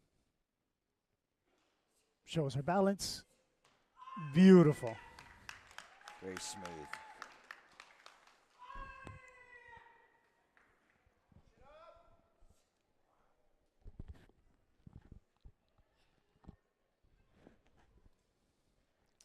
All right, great job. Great Clarissa. job. So this division, as we mentioned, is the overall traditional women's forms. So your first competitor with the Korean-based form, second competitor with the Kempo-based form, and now we had our 30-plus winner, and now on stage is your 18-plus traditional, more or less Japanese Okinawan women's traditional forms. Now, I believe during the daytime eliminations, there is a time limit to these forms. Yes. Is there a different time limit when they're on stage for the finals under the lights? Yeah, that's great. So what happens is during the eliminations, during the weekend, during the daytime, they have a maximum of 3 minutes for a forms or weapons form division. In the finals, it moves up to a 4-minute time limit. So often, you know, as you were asking leading into that, with the traditional kata, there are traditional katas that are to that limit. Yes. You know, so, and then how you do them could make it longer or shorter. Yes. Of course, how you perform it. So, you know, most of the competitors that are doing this all the time know that. And, of course, Caitlin Kowalski here on stage, one of the top competitors. Always great to see her out and about. We missed her at a few big events this last year. So we did. Really cool she's been hiding a little bit, but good to see her back on the circuit. I love her energy and positivity. She's always having fun and bringing that. She's got great social media. Go check her out. And fantastic traditional martial arts. And she knows karate, which is fantastic. Right.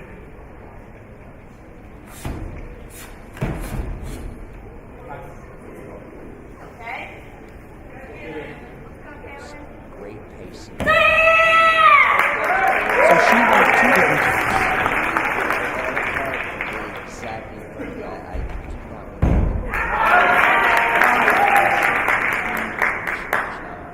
As well. qualify for 2 spots on the list. Now, does that mean she could do 2 different forms, or she has to take her pick? No, she basically is like a lottery. Yes. So especially when 2 different type of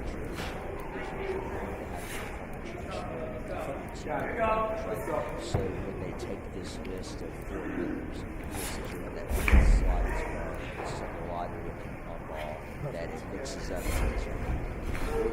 Watch the competitors. There's a strategy. Oh, yeah, of course. Last, You kind of want to go last there. first instead of top. However, it gives you the opportunity to go last. Yes.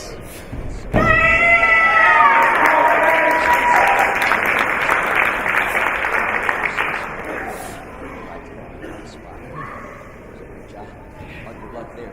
Yeah. What a fantastic performance. Beautiful job. Our last competitor, Caitlin Kowalski. Can we get all competitors please back on stage for scores?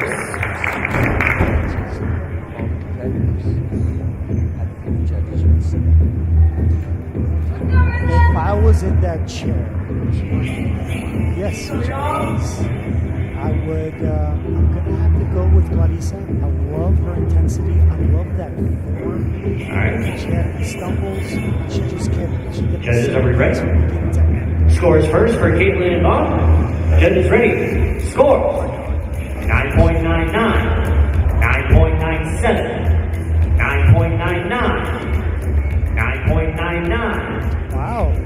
Okay. 9.97, 9.97, and 9.98 for Caitlin and Bob. So as a judge, or as a competitor, you guys see, scores those are for 3.99. recess. Those are 3.99. Judges ready. Scores.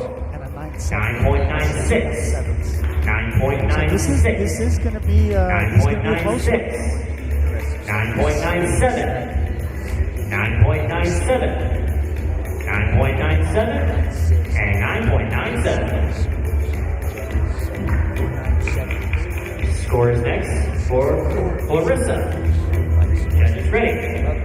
Scores 9.98, 9.98, Yes.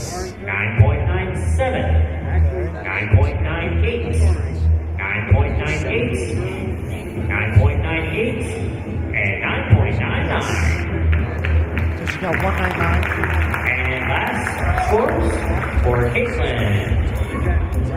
Judges ready. Scores 9.97, 9.99, 9.98, 9.98, 9.99, 9.99, and 9.97. This could come down to one more Presenting the hundred award for the second. women's traditional form. Because we do drop the lowest and the highest scores. So there you go. That was extremely close. With a score of 49.91, Miss Caitlin Kowalski. Yes.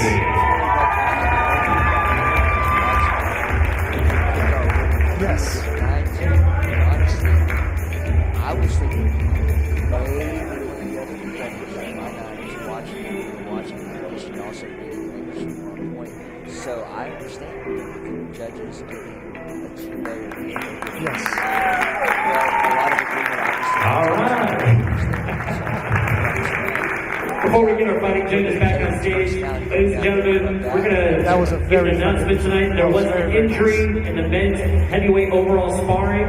One competitor, unfortunately, cannot continue today and compete. So therefore, the winner for the men's heavyweight overall sparring, Mr. Alex Mencias.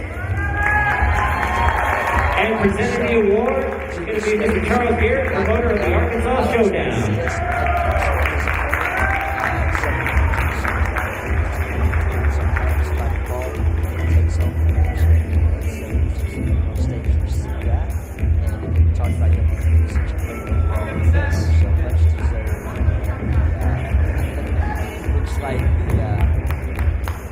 Thank you very much, sir. Mr. Charles Garrett, stay on stage, please. Can we get our other fighting judges on stage, please? Mr. Bob Leiker and Ms. Holly Ham. Our next division is going to be the 16-17 Class AA. Another official that Girls was here sparring. from beginning to end, from setup. It's going to be the tall versus the short. Now we just saw Alex. Please welcome to the stage, Erica Goltz. Fight Mr. Christian Rivas. And Serafina Fish. I hope he's okay. I really hope. I know Christian was coming back from an injury, so to hear that news right now, I hope he's doing good. I hope he's fine. So on stage right now, we have tall versus short. Erica's going to be red. Serafina's going to be blue. This is for 16-17. Yes, for 16-17. Got Miss Lindsay good over there. Taking pictures. We always appreciate her. So both of these ladies, Serena Fish. Erica in the black, representing Team AKA. Serena, representing U.S. Army. Erica was in my ring. I'm not kidding you. She did 6 divisions in a row. All right, Alex Garcia's coming up, giving some love. Great job. All right, so these girls are shaking hands. We have Erica and set up. So Erica is AKA, she's in the all black. No score. You know, we go back to the conversation that we had a couple of minutes We ago have 1 about point. being a full martial artist. You know, Erica is a very good testament to that. She does not only fight, but she spars, and that was a very good kick to the face. Very good D-side. Nice exchange. So 1 point blue. She got the legendary bomb. She leads 2-0. Another point, 3-0. That's right. So he represents the merit kick. So he's there along with, we just talked about Charles Garrett and Holly Ham, 2 of the other top officials in the sport today. So all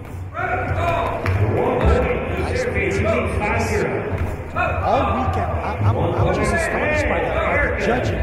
All weekend long in this at Cowboy Up, has been great officiating, great judging from forms, beginners to small black belts. And really, you can't ask for 3 better judges on stage at the moment. Good side kick. 2 points. Good, nice little skip side. Seems that Erica wants to work off her kick. All of her techniques are coming off her leg. Mrs. Fish's techniques are mixing. She just recently threw a kick, now she's throwing a hand, which is fantastic as a fighter. You want to be able to score offensively, defensively, kicks,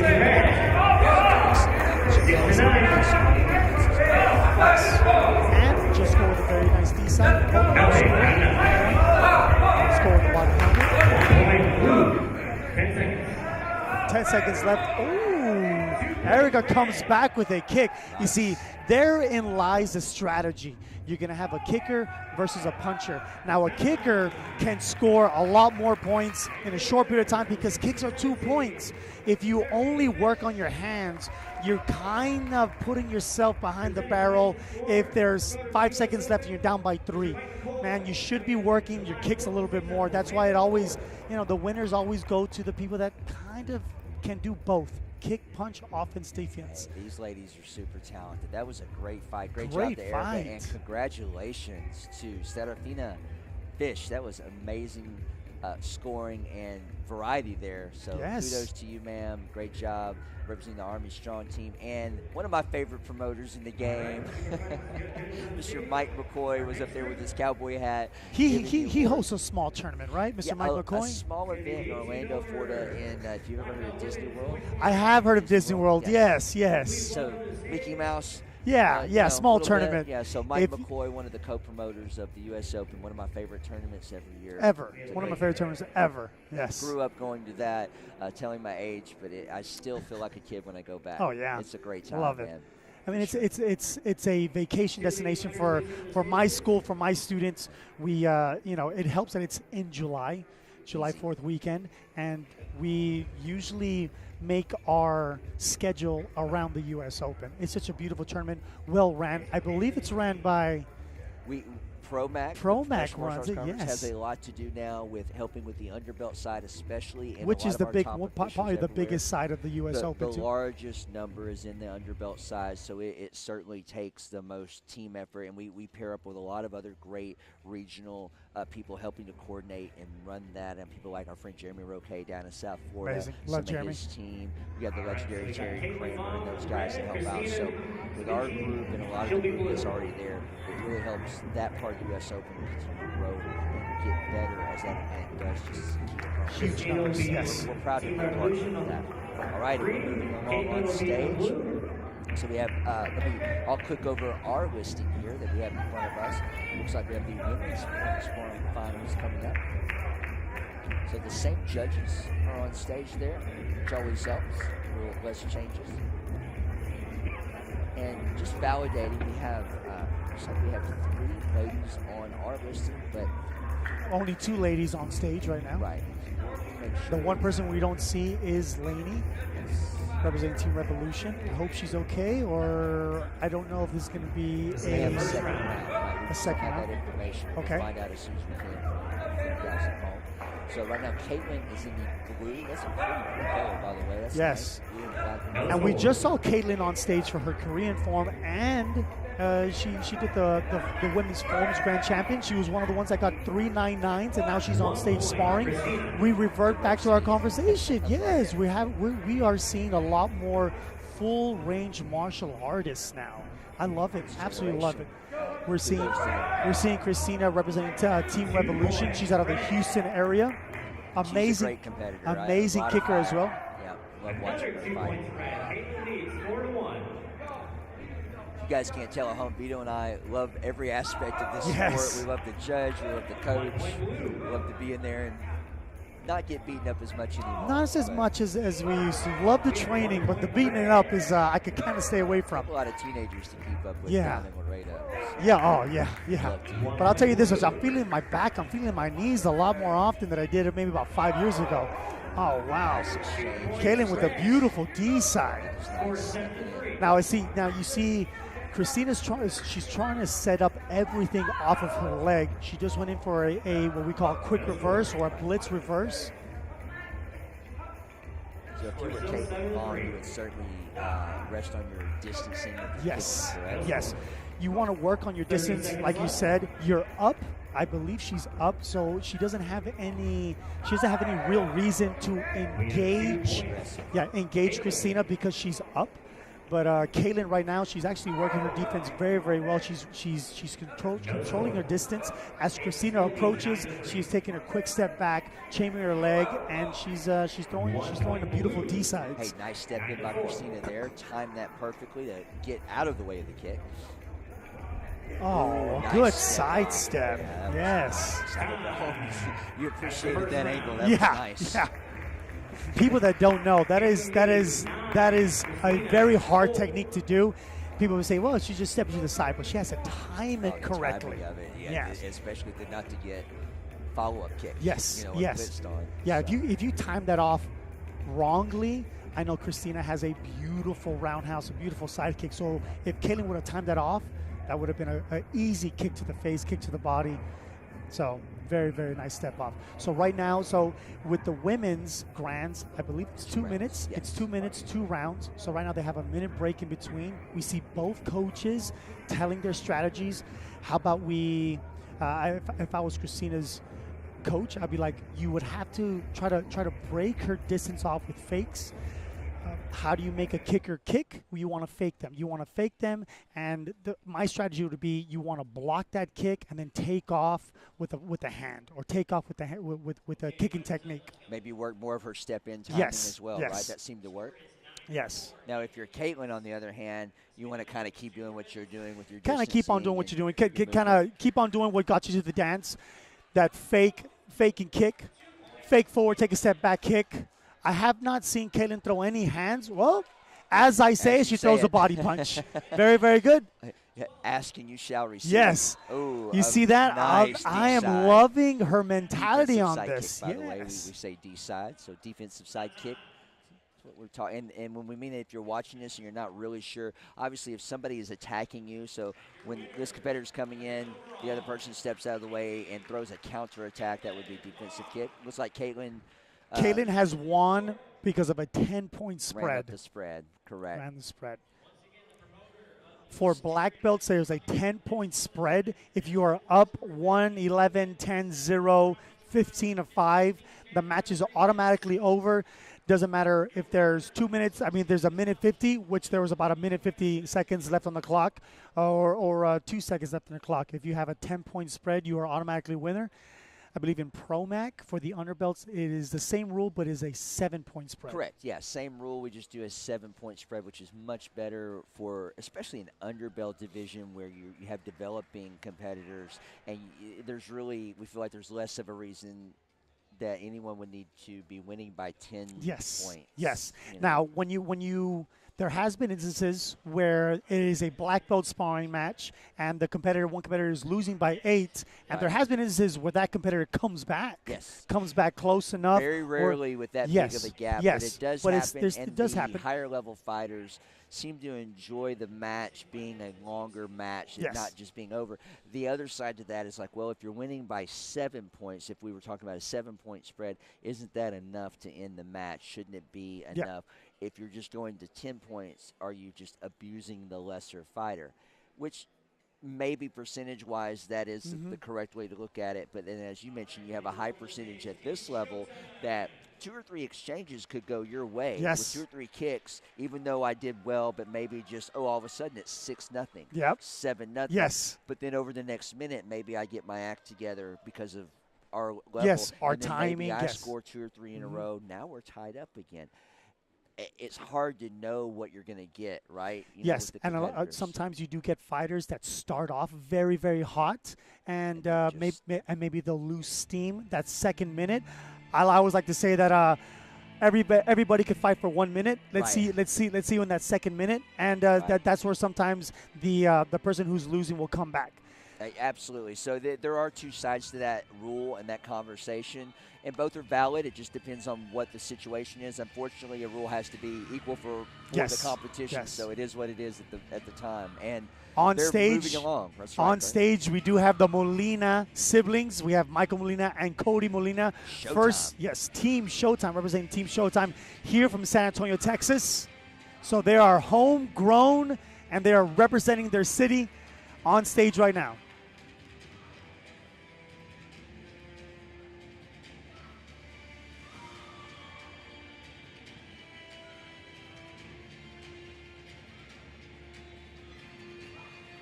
Glad to see Cody on stage, taking time away from her extremely busy schedule of doing pretty much every single school activity. Kudos to her parents. Oh, I love that part of this routine. I like to call her parents the taxi drivers, because they just go back and forth from practices to practices. 100%. They're a busy family. Great attitudes, a lot of respect. I always appreciate them being around any of the regional or national events, because they also will help out. They also jump in, and their mom, Priscilla, judging, their dad contributing any way he can and helping the kids. And both of those kids are always happy to help if needed, as well as be top performers like you just watched. Extremely top performers. Amazing sync form. Great job from Team Showtime. Tip of the spear, these two. These are great. Great competitors. Good job, Michael and Cody. Smooth performance. They are going to get their award. Let's see who's coming to the stage for that. Mr. Bob Leiker presenting them with the award, Grand Championship Award. He is rushing to the stage right now with the award. Yep. Here he comes. There he is. All right.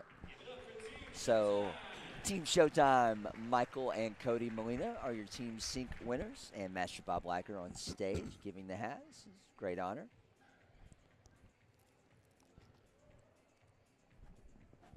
All right, super cute. Great job, guys. Congratulations. That's pretty awesome. All right, ladies and gentlemen at home, we are about halfway through the listing, almost. We're about 40% through the divisions. So we hope you're enjoying the show, hope you're enjoying the competition. And although we can't currently see many of your comments, I'm going to log in and see if we can see a few of those during the competition. If you have anything, please give us a shout out, give us a share. Let us know what you Can think they about send the us show. questions? Can they send us comments? Can they do that? Absolutely. If you're able to connect with us on the social media sharing off Sports Martial Arts page especially, we're happy to try to go back if you have any questions or comments and share. So we'll try to do that. Send us those comments. Yeah. Send us those questions. Interact with us. All right. So again, moving along is the women's traditional weapons grand championship. We're going to bring up the listing for you. It looks like we have 2 competitors. We have Melanie on stage now. And we have Lily coming up next. Again, forgive me if in a rush I pronounce your name incorrectly. Definitely wouldn't hurt to get me with the sword. Yeah. So great performer. I really feel like she's improved a lot over the last few years. Is this her first year in the adult division? I believe so. I believe so. I believe that's correct. To have it your first year in the adult division and already making the stage has to be a huge reflection of how much work and how much effort she puts into this every single day. Absolutely. That's fantastic. Super impressive. I believe she was also the face of the stream picture for the night stream for YouTube. Oh, so yeah. Little shout out there. Oh, wow. I believe that's correct. What an honor. Yeah, that's pretty cool. We mentioned representing Team Revolution, so we appreciate them. And they're actually, shout out to her team. Tonight after the show, right here in the ballroom, they're doing a free after party for everyone. But, of course, more of a youth-oriented event where family-friendly. They're going to have family-friendly music, contests, dances. They're going to do pizza. So Team Revolution organizing and supporting that. We appreciate them. So much support and love cool. that always comes from Mr. Loveless and Team Revolution. Yes. Huge shout-out to him. He is a gigantic part of this sport's growth, especially in these past recent years, picking up fantastic competitors, showing a lot of support, hosts a few camps a year for the betterment of the art. Yes. Gigantic shout-out to Mr. Loveless. They provided a great open mat training at the Memphis Open last month. We mentioned that. Very lucky to have a lot of these top competitors intermixing with a lot of our events and being able to provide that value. Again, we want to tell you about it. We want to let you know these competitors are not only here for themselves, but they're giving back all over the country a lot, and that's super cool. All right. Lily McGuire up next with her traditional bow. She is one of the top younger adult competitors as well, moving up to the adults. And her technique is powerful, and her kicks are amazing, much like you saw earlier with Miss Vong. Oh, wow. So I'm not sure if she'll have a lot of her high kicks in this routine, In her traditional weapon, bow, but yes. maybe she'll throw one or two there. But I'm sure that traditional competition with her and Miss Vong earlier was pretty tight. Yes. If you could tell off a front kick, then you already know. Yes, off a front kick, yes. Intensity and power. That's what I'm seeing right now. Absolutely. From her form. Lily is sharp.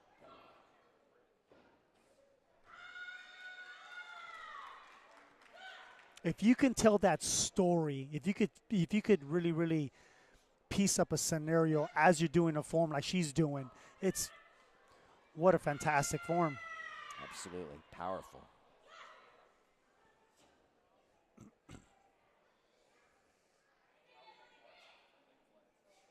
Wow, what a fantastic sidekick, well above her head, high chamber, good control. Told you. Yeah, yeah. Nice. All right, great job, ladies. So big shout out to both performances, nice, clean. What do you think there? We got sword with bow, both of them more of a traditional type performance. So who gets the nod? At this point, if I was a judge, I would hate to be a judge. I would probably give it to Lily. I loved her control. I loved her few kicks that she did have in her form were fantastic, were damn near perfect. And her bow manipulation was fantastic. Her control.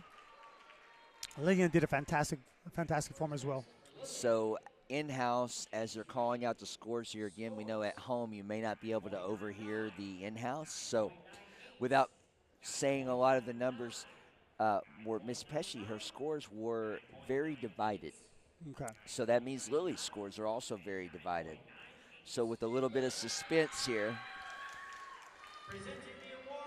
your winner of the women's overall weapons championship looks like Miss Lily McGuire is your winner.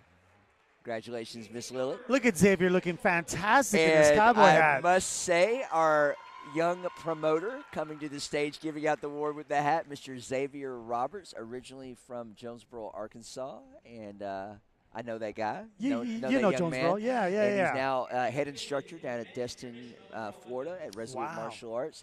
And he is the promoter of the South Atlanta Open. So that not only is he a top level 3 young official who is just doing an amazing job. Got a big compliment from the legendary Terry Kramer this weekend about how he's running rings and operating. So kudos to Xavier Roberts earning He the does right it all. to be here and work hard. I'm super proud of that young man. Super proud of him. Certainly earned Always it. saw him in a ring this entire weekend. Saw Works him in the very ring. hard. Yes, working He ring. even competed this weekend in addition Yes, to he working did. all weekend. Yes, So, yes, he did. Again, shout out. We love giving love to those that earn it and are showing up, not just talking about it. So it's easy to talk about it on Facebook. Yes. It's harder to show up and put the work in physically. So kudos. On stage, to we them. have Mr. Michael Brumet with his representing Team AKA. I love the Brumet family. Talk about another family that has a lot of competitors, and the parents are helping judge or scorekeep and being positive. So shout out to this family. And Michael, top young competitor. Just as well. a few years ago, the Brumets were just dipping their toe in the national circuit, and now to see them not only on stage winning grand championships, but now bringing their students along. Yes. The Brumets opened up a small school this past year in Houston, Texas, and now they have their own competitors coming along. To see the Brumets with a little Brumet army of underbelt, colored belts coming along them, it's fantastic to see that. It's a wonderful thing to see growth in the martial arts. It is. Amongst the kids that, they started off a few years ago colored belts, and now they're bringing in their own color belts. It's a fantastic thing to see. Hey, Michael comes out swinging, so to speak. Great speed with the bow. Great music and choreography. Kudos to that. I like the timing on the routine. Again, at home, we're not sure how much the music comes through for you. So if you can't hear all of that quite correctly, you miss out on a little bit. Yeah. But get yourself to a NASCA event, be in the be stands, here. Yeah, and feel the absolutely. music. And if you can't be here, we certainly appreciate you supporting and watching the streams, and during the daytime, the streams, and of course watching tonight's finals and sharing. We appreciate it, but there's nothing like a live event, right? There's nothing like a live event. The only downside is that they're not going to hear our banter if they're in the stands. They might so like pick that your better. poison. I don't know, Yeah, right? yeah. I don't know. Oh, Michael Brumet, great routine, and as we talked about, his choreography ended with the music, and that's bonus points, so to speak, in any music routine, because that has to come into play and it has to come into scoring was the choreography with that. So good judging is always to be inclusive of that. And his competitor tonight, traditional double sword. That's an easy description for those watching that may not know all of the traditional names of the What's a different double size sword? Well, it's two swords. Two swords. It's two right. swords. Two swords. So that is a easy way to explain it. Mm-hmm. I believe Alec won maybe a couple of weeks ago. Won the Compete He Nationals. Did compete. Yes, I was privileged to call that with his brother during the stream there, and he was flawless with what he did. So he's looking to duplicate that tonight. Being able to work two weapons, much like doing double chucks or double, commas. When you do the sword, often we just see one. Yes. But be able to have this style, it's not easy. It's not very common to see double sword. I believe did his brother do a double sword form as well? Was one of the first to do that on a consistent, high-level basis and really bring that into popularity. Okay. Honestly, yes, in the modern area and time. So, not the first ever to do it. No, but no, definitely not the one first of the ever. First to do it consistently at that level. So. It's good to see Alec at another NASCAR event. I hope he does. Hope he's trying to do the entire circuit this year. I hope so. Yes. Great to see him out here this weekend. And again, that was a huge win in California, kind of his home turf.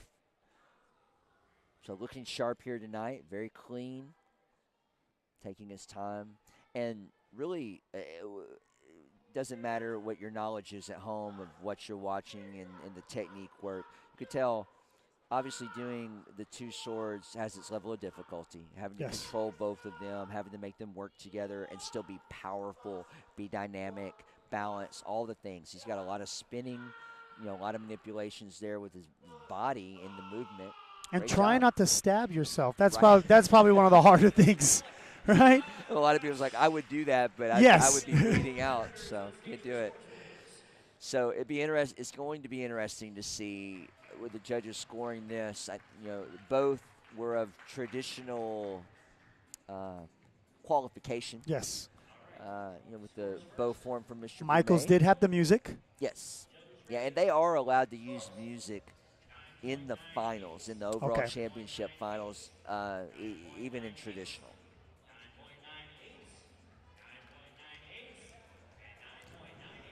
So looks like 9.98 scores for Michael Boumet across the board, meaning all of the judges voting that way. So that's a second place score.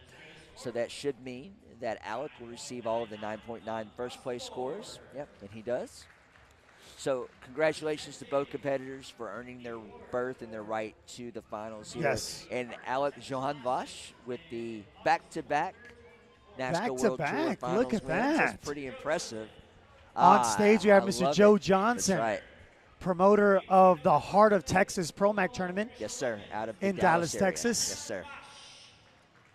Joe Johnson, not only a promoter, but as most of the promoters are, also officials. And he is one of the hardest working officials in the game as well. I've watched him come a long way in the sport over the years. And, man, he loves the sport, loves to judge, loves to officiate, loves to contribute. And now he has his Heart of Texas tournament. He had a mechanical bull there. Yes, he did. I got to ride it. He had a mechanical bull, and then he he had the times of the best riders. Right, all and then he had a prize at the end. I didn't win a prize, perhaps because I fell off in like 8 seconds. Yeah. Wait, how long are you supposed to ride the bull? Is it 8 seconds? It is 8 seconds. I am in Texas. I have to know this information. Yes, I don't you want have to Lane ride the bull Frost for 8 fans seconds. to be For 8 upset with seconds, me. I unfortunately had a bad hip, a bad elbow, and a bad shoulder, and a bad ankle, so I couldn't get on the bull. So in that sense, you beat me. You beat me. You had You're senioritis that weekend. Yes, is what you're saying. Yeah. You're a better bull rider than I am. I don't know. Well, you're a better fighter than me. No. How about that? All right, so right to the finals of the women's. We have women's weapons. Now, we're going to clarify if it's only CMX or if it's Shred. It is. So if you did not already know, this is the Women's Creative Musical Extreme Finals. And this is Miss Sarah Campbell on stage. And we see Sarah in the finals often over the last 2 years, which makes me super happy. She's a regional competitor that moved up and continued to improve and be one of the top weapons competitors in the game. So Sarah did win 2 different divisions. So Yes. she does have the, like Mr. Perry said, she does have the option on the lineup. And with that, she does have the option of which form to compete Perform. with. Yes. Right? Correct? Yes, 100%. All right, Sarah's killing this. Just looking clean, fast, great exchanges, has some good little creativity moments there with the differentials. Nice. That was super smooth. Nice, powerful performance. from Nice Sarah creative Campbell. weapons forms. Beautiful creative weapon form. Great job. That was fun. On point. All right, so Melina Back on stage. Yep.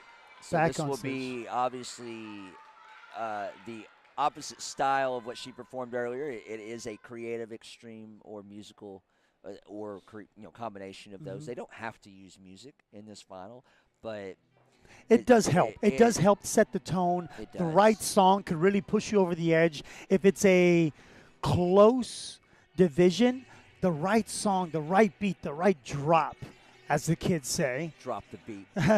the right drop could push you over the edge. You know, you get those judges' knees bouncing, you get their head bobbing and weaving, right? Hey man, you might give you the 9-9. I like it.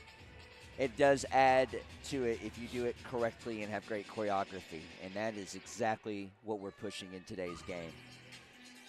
All right, especially comes out strong and fast, which is her style. Love it. Look at those manipulations. Great Wow. job.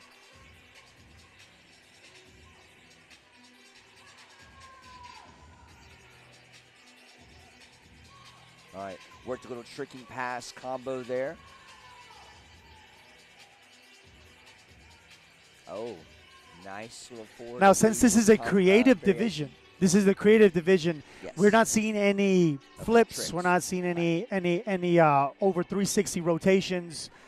Their head stays above their hips.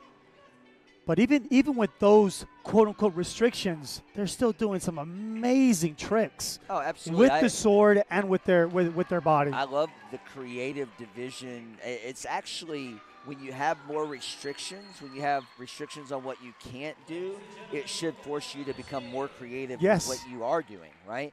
Hence So, the name creative division, creative right? division. Yes. So you don't want it to be just your extreme form without the flips or the over 360 spins. It's nice if you can change it up a lot, like Yes. completely would be nice. Mhm. But even if you use a similar pattern, if you can change your combinations or change your manipulations and really make them distinctly different and creative, now we're talking. Now we're talking, You know, yes. now we're stepping up that division. So back on stage again to show more diversity, Caitlin Vong. Here she goes. Now she has weapons. She did her Korean form. She did some sparring. Now she's doing some Kama's creative form. Wow. I mean, listen, if there's a write-up in sport martial arts media, whether it be from our friends at SportMartialArts.com or even our buddy Jackson and Gabrielle Rudolph with their new program going out, they should be talking about Caitlin Vong. Yeah, they should be because talking about Caitlin. She is so well-rounded. Look at this. Smooth Kama work, great manipulations and tosses. Oh, 360 twist kick. If you didn't catch the variation there, it wasn't Caitlin. just an inside crescent. She threw the twist off the spin. Now showing Nice. her kicking control. Yes. She did win the Korean division. So she has some fantastic kicking abilities, jumping abilities, weapons abilities, fighting abilities. She's on a roll tonight. Oh, that was great. Fantastic. So there's a great example of a musical creative weapons form that had a lot of dynamic elements with her kicking and with her combos that didn't involve flipping, really. Yes. You know, so that's a great example of kind of staying within the vein of it, but also being different. Now, her head did go below her hips, but she did not get off the floor. Right. Oh, Sarah. 299s already.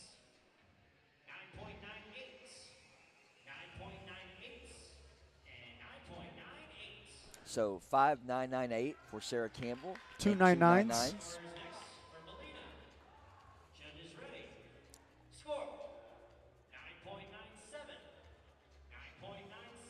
Seven.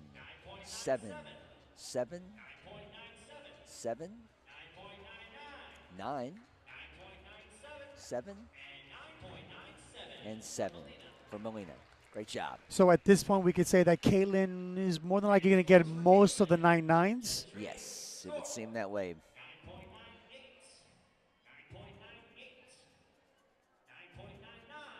8, 8, 9, 9, 7, 9, 9. There Yes. you So Caitlin takes 4 of the 9s, which is going to give her the win in Yes. this division.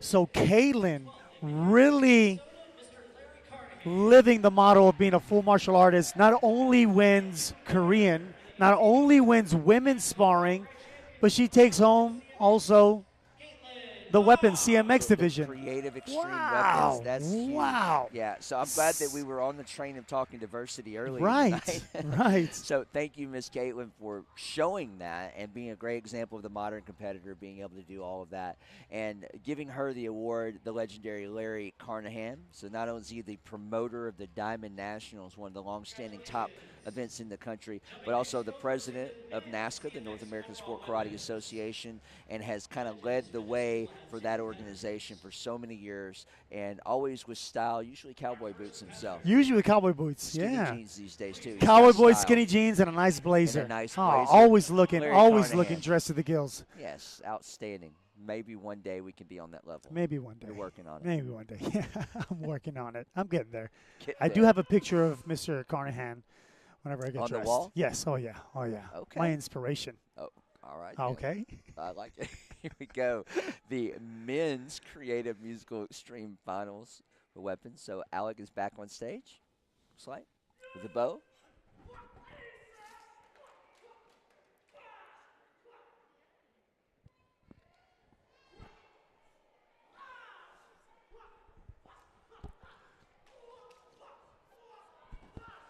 He just broke his bow. Now, did he do that on purpose? You know what? It's a nice thing that he does work a double sword bow. Wow, I thought he was gonna go with it. It kind of got him there. It kind of got him towards the end. That's, hey, great attitude, great spirit. Did Wow. a little bit of something, and then bowed out. That was fun. So that opens the door in a way to take a little bit of pressure off of his competition, which is Mr. Philip Brumet coming to stage. And I don't really think Philip is going to pull back much here because he's just a performer and it's all gas, right? Knowing Philip, he has the mentality of my competitor did a fantastic form. I got to do a better form. Yeah, let's put on a yeah. show. Oh, right? yeah. Let's put on a All show. right, so this is now, his home state. Know he wants to put on a good show, and he is definitely one of the top young competitors in the game, known for his big tricks, and does not disappoint with that no, opening. sir. Excellent job. And he just moved up to the adult division, so he's been a top youth competitor for the last few years, and this is his first run at the adult division. Some say one of the top. Some say the top competitor for the CMX forms divisions. Definitely. He is amazing. He is the pure definition of work ethic. If you don't follow this young man on the social media, on Instagram, Facebook, anywhere, TikTok, Mr. Million Views himself. Little bobble there coming up out of that, but certainly doesn't take away from how amazing that was. So great job on that. He is constantly working on his craft. If it's weapons or his tricking or just his basic traditional form, he is always working. I've had the privilege of going to his dojo garage, his garage dojo, and it's just work day in and day out from him and his brothers. Yeah, I love seeing that from their family. A great, hard-working family. I look forward to them continuing to expand their reach in the sport martial art world in the future. Yeah. Never know what it may bring. Great job from Philip Brumet. Fantastic extreme performance. And, yeah, as we mentioned earlier, the finals, even if they drop their weapon, or in this case, break their weapon, which will qualify as a DQ drop, they'll score Alec a 9.95 all the way across with all of the judges. Alec is just way too strong with that bow. He broke that. I know. If you've ever seen it, it just looks like a stick. So, I mean, it has to be pretty easy to break. No, those are pretty solid sticks. And to think that he breaks it on his ribs, on his shoulders, hitting himself, that is a testament to how strong Mr. Alec is. Well, if you're going to go out, that's the way to go out. That is the way to go out. Weapon. All right, so Philip Brumet is your winner, not only by default, but by an amazing performance. So hope you guys enjoyed that. He wins the cowboy hat, and as an adult winner, also a cash prize. So now, is this Philip Brumet's first adult Grand Champion NASCA I believe award? It was. Wow. It was his first overall win for a finals there, or Grand Championship win. So congratulations, Philip. That was absolutely awesome. And we do want to give a shout-out the presenter for that award, Mike Politi from the Toronto Nationals at the end of the year. Fantastic so NASCA event. NASCA promoter, right? So happy to see Philip's first adult Grand Champion. I'm going to say it here first, not his last. Not his last. No, it's not going to be his last award. I He is think just we're going getting to see started. Philip in the finals the rest of the year quite a bit, quite often. I mean, the 18-plus men's weapons divisions, extreme creative, are loaded. I mean, there's a lot of talent out there right now. Loaded. He's one of the top young talents that just moved into that, so it's going to be interesting to see how that division plays out for the next year or two. Yes. All right, so we have some fighting back on the stage. There you That's go. Let's get exciting, some fighting right? back up here. Yes. Exciting. We're excited about that. I've been saving my voice all night. Come on, guys. Go, man. Let's go. It's kind of seeing these young bucks fight kind of makes you want to warm up, get back in there. Let's go, baby. Let's we got go, Talbot baby. up Let's there, go, straight baby. with- Let's I mean, go. He's a great kicker, so Yes. I'm excited to see that coming from the Raymond Daniels camp. And let's see if we can click So, on the grouping here. Make sure so we I've know who's seen fighting. Tice grow up Yes. in the circuit. He did grow up being very kicking based, working everything off his kicking. But after the last few years working with Mr. Daniels, not only in California but following him, a lot of people don't know, but Raymond Daniels, he lives in the Austin area. So.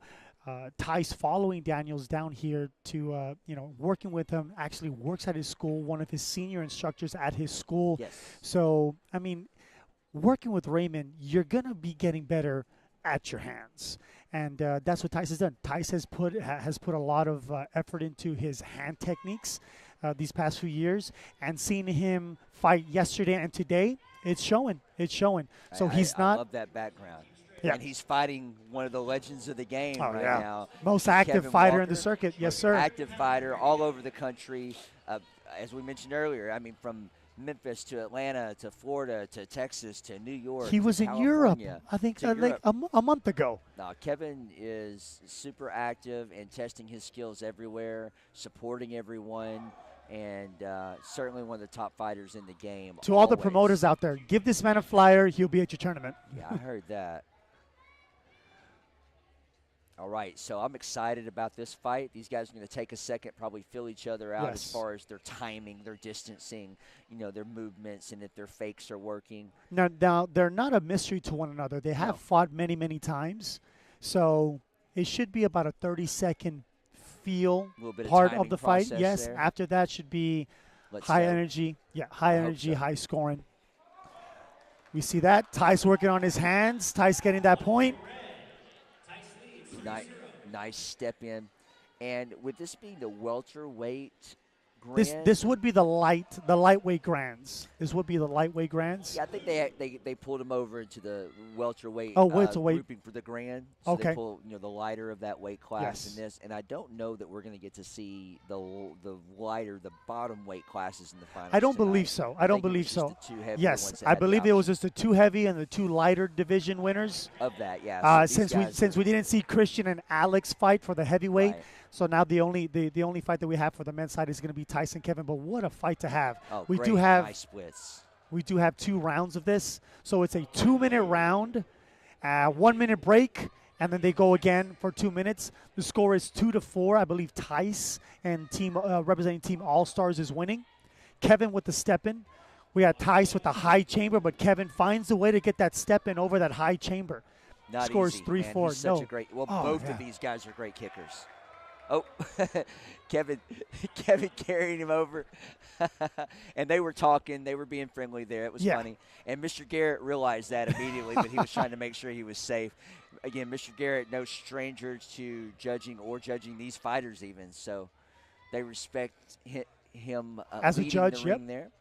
And we didn't mention the legendary Terry Kramer on the backside there. Terry love that Kramer he's up there. See, that's one thing I've rarely seen Terry Kramer as a corner judge. Well, I'll tell you, after discussing officiating so much with Mr. Kramer, and we do so many events together, if he knows that he has high-quality officials in the ring with him, that he know the rules, know the procedures, can trust to control things, he loves being a corner official in those moments, not only as a senior official, to give him a little bit of rest on his movement and whatnot, but when you have somebody like Holly Ham or Charles Garrett in the ring with you, they can run everything. Yes. So it doesn't matter what your name is or what level you are. You can appreciate that. So he's happy to rotate out or let them do that particular job and call the shots from the corner out of not only respect to them, but also, hey, you're going to have the movement.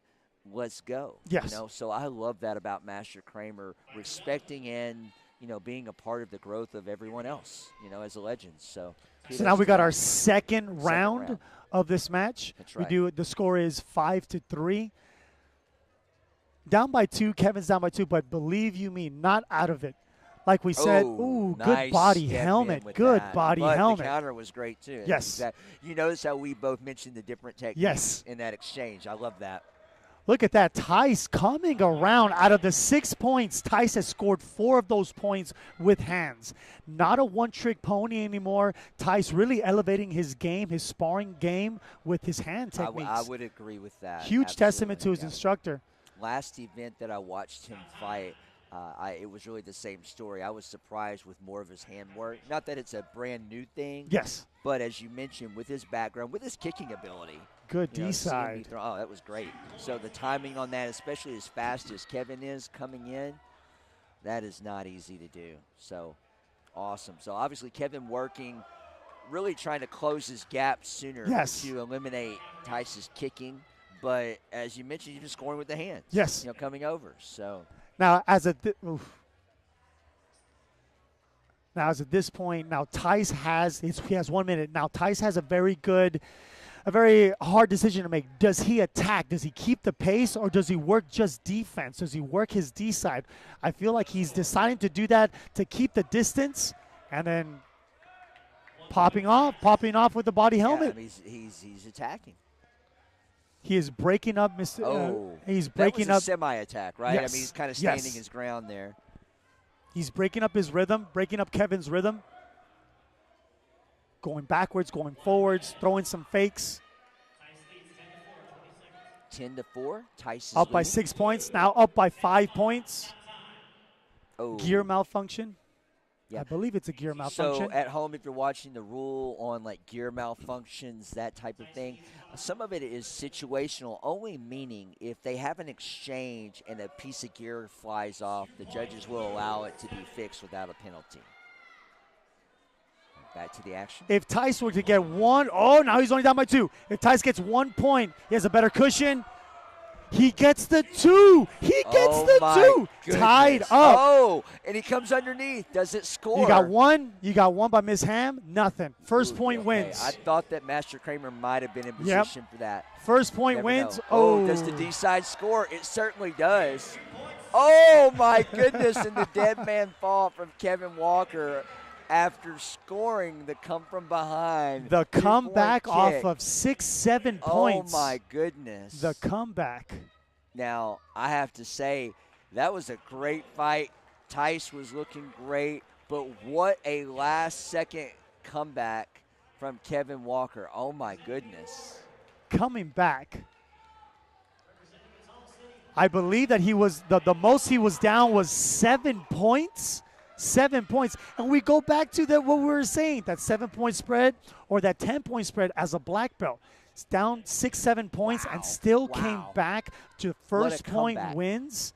That was crazy. To win with that D side. That was crazy, and he hit it right at the last second call, and the angle that you had these judges in. Wow. Man, you're never out. If that is a huge testament to a lot of these young fighters, you're never out until it's zeros on the clock and the head judge says time.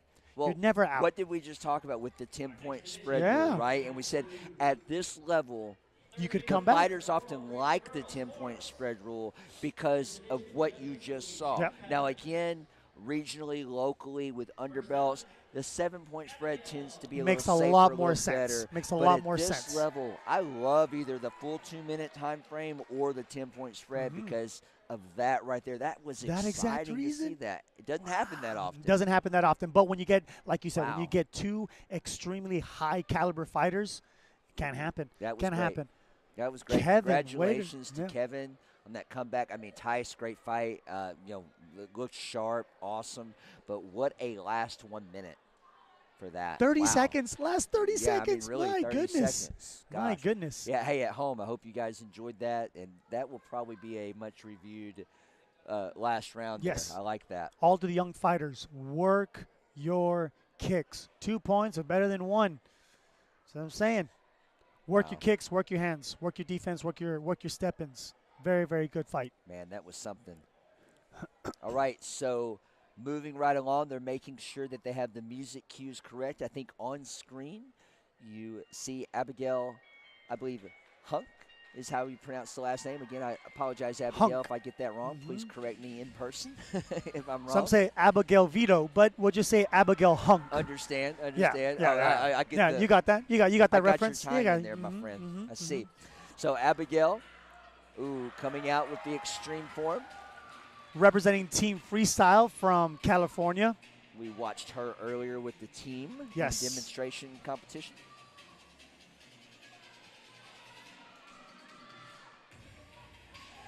So there are 2 competitors in this division, much like the other finals. You have Abigail, and then next up will be Madeline Wiersma.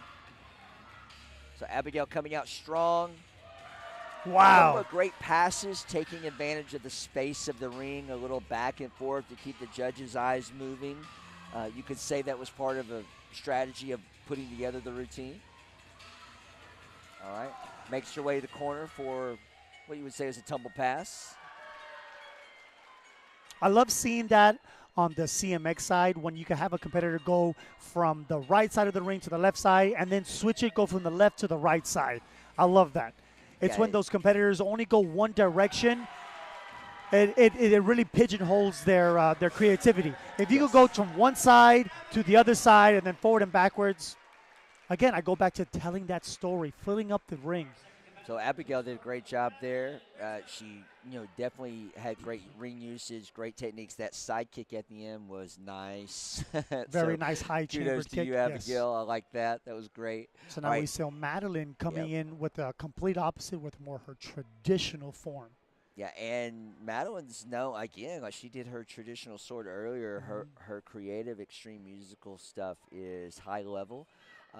So I love the fact that she also is winning traditional. Again, it continues that little note for the night. Yes, so.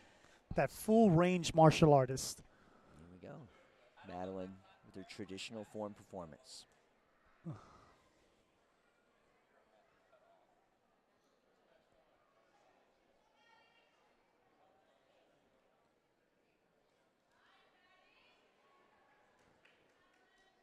You got to have your P's and Q's down pat, because when the traditional form, I'm not saying that you could kind of hide a mistake in the CMX form a little better, but I'm kind of saying that because on a traditional form, since you're holding the positions a lot longer, the loss of balance, in my eyes as a judge, especially when you hold a high chamber, your knee up chamber, you're standing on one leg, it's very much more noticeable on a traditional form.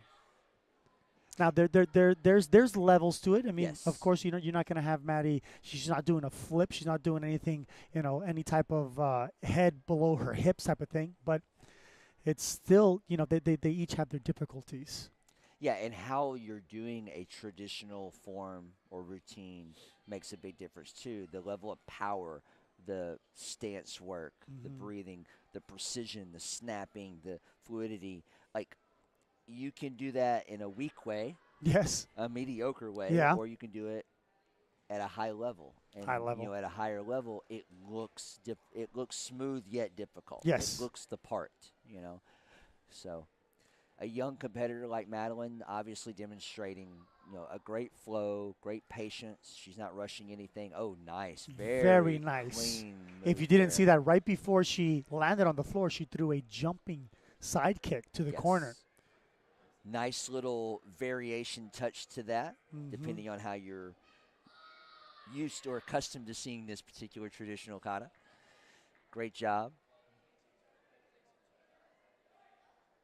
I am adoring the higher level traditional Japanese forms these past few years. Yeah. Love it.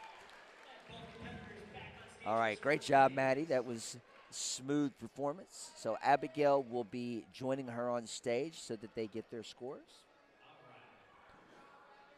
Score is going to be first for Abigail. Judges ready. Scores 9.99 across the board. Wow, it looks like our judges awarded 9.99 scores unanimously to Abigail, which means Madeline received 9.98 scores across the board. So great job to both ladies. Looks like your overall grand champion winner for 1300 girls forms, Miss Abigail. Great job. Taking it back to California. Represent. All right, Abigail Hunt, great job. And great job to Madeline Wiersma and the promoter on stage giving My the award out. favorite, my absolutely favorite person in the world, Mr. Mohammed Mohammed. Johan Vosh, the promoter of Compete Internationals, we mentioned a few times tonight. Cannot be more of a loving, respectful human being. I absolutely love Mr. Oh, Mohammed. he's great, and his wife Amanda is awesome. So they're a great martial art family. So we appreciate that. So great to see Muhammad. Great official, works hard. Congratulations to both of those young ladies. Great grand championship. I love the diversity that we're seeing. We like to talk about that a lot. Yes, love it. We love to see a different style of karate. Karate is pretty much just like the blanket. Karate Taekwondo is pretty much just like the blanket. Underneath it, we love to see the traditional part of it, the CMX part of it, the sparring part of it, and then to throw in the different ages and the different type of talent that we have here. It's great. The diversity here is beautiful. Fun. Yes, it's fun. So we Perfect have word. the 13 and under boys championship for empty hand forms. Two competitors that already went up against each other. That's what I was yes. gonna say. They've been here for the weapons. They're back. We're going to see creative extreme versus traditional again, I believe. So Michael Molina out of the gate. Huge tricks. Ooh. Nice, smooth combination there. Michael Molina representing the CMX portion of this, and I believe that Mr. Odamis is going to be doing the more traditional part of this competition. All right. Here's Michael. I heard they have great dessert around here. Yep. We have some of our fans in the audience coming to tempt us with dessert. Probably in many ways. Yeah, teasing us. Absolutely, sir. Good credit to you. All right, Michael coming out strong. Looking going smooth. out strong. Do you think he has something to prove from he dropping does. his weapon his previous one? Absolutely. Wow. He wants to win, and he definitely wants to come out and have that Showtime level performance. Looking good. Getting towards the end of his form, trying to finish strong. Mr. Molina, Mr. Showtime. Hey, that was here we go. Excellent. Great job, sir. Very clean form. Yeah, so Michael Molina with a great creative, extreme musical form. Hit things from this angle, from what we could tell, pretty on Pretty point. strong, yes, sir. So great job. It's really obviously watching that versus Adamas coming up here, going to do a traditional form. We watched his stage presence earlier, so if he nails this, again, the interesting decision the judges have, the apples and oranges scoring. But again, for an overall championship, I do want to say that we did mention it earlier. Within our sport, especially, you get all kinds of conversations. And when you go to online forums or discussion boards, there's good and bad. But one of the discussions is it's not a bad conversation at all. It's a great conversation when it comes to grand championships. The conversation, doing a creative extreme grand championship and a traditional how can you compare them, right? That's the conversation. Right. How can you compare them? So the conversation goes, they're two different. How can you compare them? So like on the high level here, like a world tour event level, there are separate grand championships for the black belt categories for that. So they've separated them all out because there's enough competitors. Yes. So they have those types of grand championships. And then you get to what we're watching tonight in the finals is the overall championship. Grand championship, yes. They're taking the traditional winner versus the creative extreme winner and letting them go against each other. So on this level, and they're getting that's they're getting the traditional grand champion versus the CMX grand champion. Right. So what a lot of people don't see is that these competitors already won their grand championship section. They're already gone their grand championship division. Now they're just going up against one another. Yeah, I think a lot of the discussion, whether it be regional tournaments or even just, maybe smaller national tournaments or even local events, the discussion, a lot of times people maybe don't think about numbers or that, and they say, you should have separate grand championships maybe for traditional and creative everywhere. But the problem is you don't have enough people. Yeah, you don't have enough people to justify those types of things locally or regionally. So do you think as a junior you're more pigeonholed to 16, 17, 14, 15, so you have a lot smaller pool. And as an adult, it's 18 above. So you are going to have so much more competitors as an adult. So that's why you can have your grand champion as a traditionalist, a grand champion as a CMX, and as a weapons. There's more competitors as I an think adult. all of that does play into it. I think that locally and regionally, especially where the numbers are, either smaller to medium level, something people should take into consideration is it's not a world tour level event numbers. Yes. And when if you want to go back to, if you looked up the definition of the word grand champion in the book, I believe it would say the champion of or the overall. Yes. Yeah. So why would you want separate grand championships? Exactly. Wouldn't you just That's want true. the winner of the Yeah. divisions against each other, Yeah. because that is the grand champion? That is the of weapons? definition. Why would you need separate grand Yes. champions? Isn't there just one grand champion? Yeah. So you have that argument and that stance on things. So understand that. So on the mat, we're seeing a great example of the traditional grand champion. So Adamas looked amazing during that performance, as you saw. Mr. Smooth, A-Bomb himself. consistent. And it's great to talk about that differential of grand championships with these two competitors up there, because both of their parents are very active and vocal in the sport in different ways, but have had that conversation with both of them over the years, regionally and nationally. So it's a great combo, and you can definitely do that in a lot of ways. Tonight, you're getting the winner of both.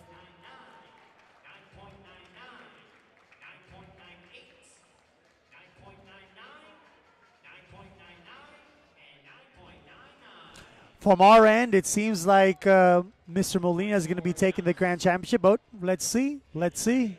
Yep, it did sound that way. Again, at home, we're not sure how many of the scores you can hear from the in-house, but it does appear that Michael Molina has pulled the majority of the 9.99s from the judges, received those scores, so he will be our champion. Make sure we're right here. All right, Robert Leclerc from the Leclerc Fantastic martial art competitor, family. amazing instructor, He's always awesome. bringing so much competitors to every national NASCAR tournament. Yeah, they bring a great team. They're happy to help. A lot of their adult competitors and coaches jumped in to help judge a little bit today, and we appreciate their whole group in all of those ways. So thank you, helpful sir. in every single way.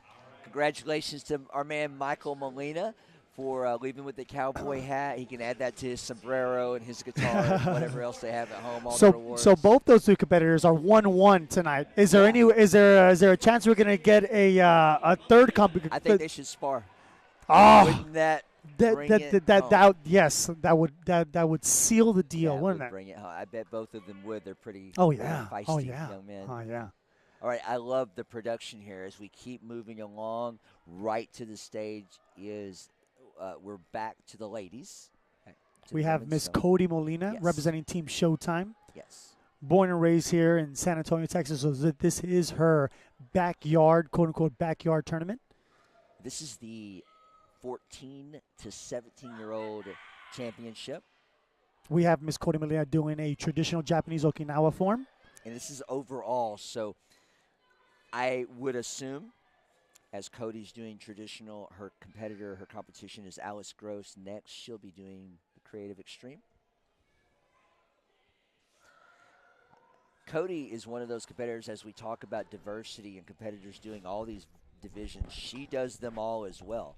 She traditional, weapons, creative extreme. She fights. She's a Yes. really great little fighter, strong, very intense. So super well-rounded athlete. In addition to all the other cheerleading, lacrosse. Oh, and my things that goodness, she yeah. does in quote real life. You name it, she does it. But I've had the privilege to be her sparring coach for the past few years. Love it. We haven't done any sparring competitions this year. right. This year, because you just touch up on it, she is so busy with, I believe she's in high school now, so Yes. she is actually planning out the next 8 years of her life. So she is planning out, okay, I got to start getting a little bit more, intact with our sports, our, extracurricular activities, sports in school, her Nice. grades.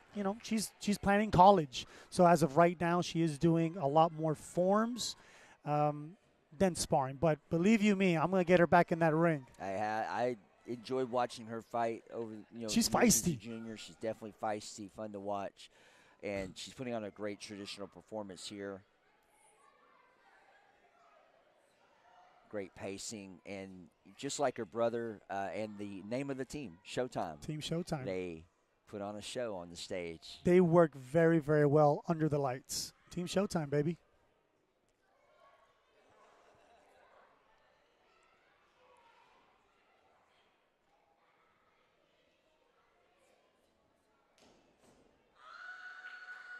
Intensity and power. Nice. Love it.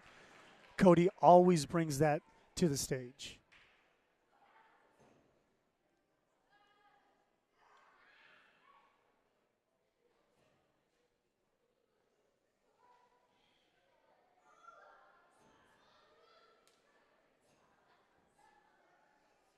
Oh, very nice. Good control. And a competitor like Cody, like even in this moment, if she's doing Japanese base form, really any base form, but I know that she has a Korean base. She has a Korean background, so yes. her kicking shows that. Yes. So to be able to, you know, whether you're doing a Chinese form or Korean form or Japanese form, if you have that base and that skill set, you're able to integrate that, like you saw with her kicking there, was a little extra. You know, that's nice. That adds a nice little touch. All right, Alice Gross, I expect a very dynamic and high-flying routine from her. She always puts on a great show with the difficulty forms. of tricking that she has been pulling off this entire weekend is just off the charts. And here goes her to first start trick. Her yes, with a high-level trick. Here we go. Nice, full and straight body. So there was no bent knees there. Nice full around, great landing. And you were talking about Cody's extracurricular activities in school. She also is a cheerleader. Yes. She's part of the tumbling team, traveling competition cheerleading team. So, yep. Oh, Alice is super busy, great competitor, always a great attitude. Her dad always around helping out, and they've been great to have around the sport for the last few years. Alice, super talented, great young lady. Showing off a little kick of her own.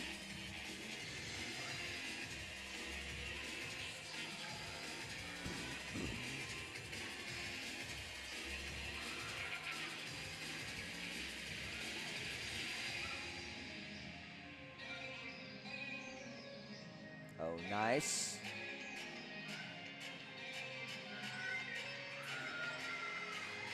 All right, Alice. Finishes Gross. strong. Great job. So super high level combinations and passes there. Great balance on the landings. Looked nice and clean from our angle here. So for the judges, that's going to be a tough call. Again, Cody knocked her traditional routine out, I thought. Alice looked good. Here are the scores.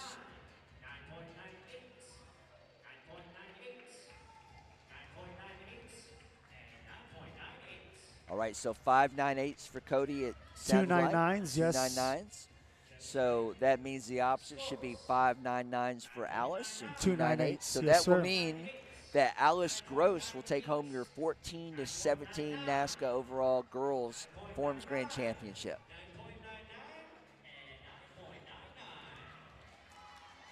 Is that, yeah. Boy Forms.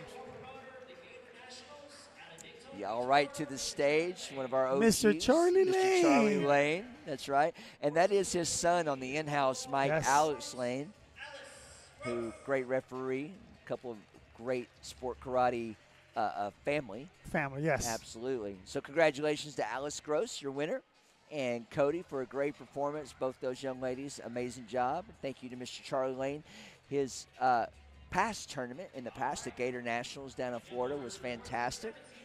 Never know when that might get brought back by Alex. Maybe one day. We'll see. I don't want to age myself, but I want the last time he had in Daytona, I won Grand Champion there. Really? So, yeah. I'm not even sure if I knew that or not. Yeah. That's interesting. Yeah. Won Grands. We actually won Team Sparring as well. Team Gypsy. Me, nice. my boy Chance, my boy Chad. I see. Yeah, that was a fantastic. Somebody has to bring it back. Somebody has to win. Somebody has to bring it Might back. as well have been you guys. Well, I don't know. Maybe Alex. Maybe Alex could bring it back. Yeah. I got you. All right, here we go. Moving right along, the 14-17 boys Forms Championship again. You have your traditional versus CMX format. Noah is back on stage with his traditional empty hand form. I love seeing Noah's traditional form. Like I said before, he is just growing so much. You start seeing he's starting getting that more of that man strength. Because I believe he's 17. I believe he's 17. Talked to him this past weekend. His training regimen is rotating between working on his forms, and now he's implementing a lot more strength and conditioning, and it shows in his forms. Absolutely. As Philip Brumet walks by us, great job out there, sir. Congratulations. Philip Brumet. You're here at Cowboy Up. Great tournament. See you guys next year. Oh, That's congratulations, what's up. sir. Philip Brumet stopped by the booth, encouraging you to come to Cowboy Up next year. So great job to him. And as he was watching Noah on stage, giving the shout out, great respect. Hey, Noah's looking sharp here. Great flow, great power, just like we expected. Yes. Oh, nice snap there, sir. It's the little things often.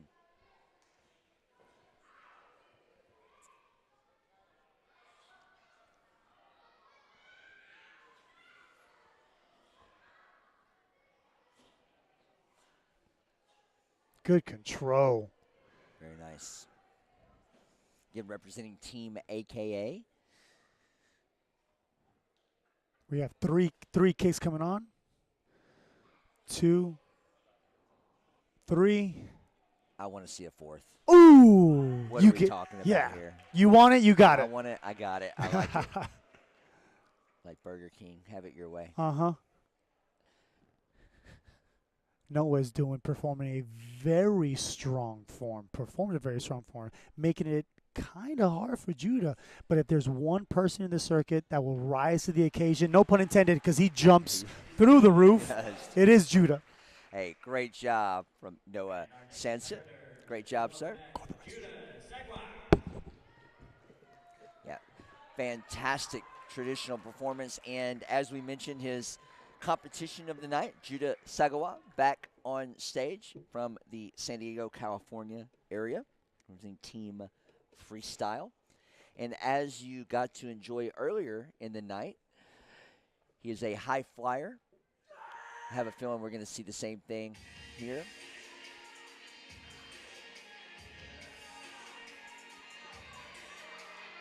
Going to open up with a big trick.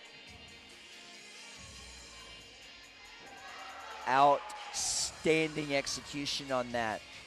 Without even explaining the name of that, to be able to go into a flash kick, meaning a backflip, kicking out, and twisting and landing with that type of precision. Extremely hard.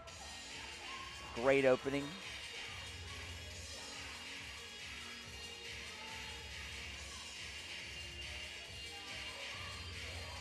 Very nice pass.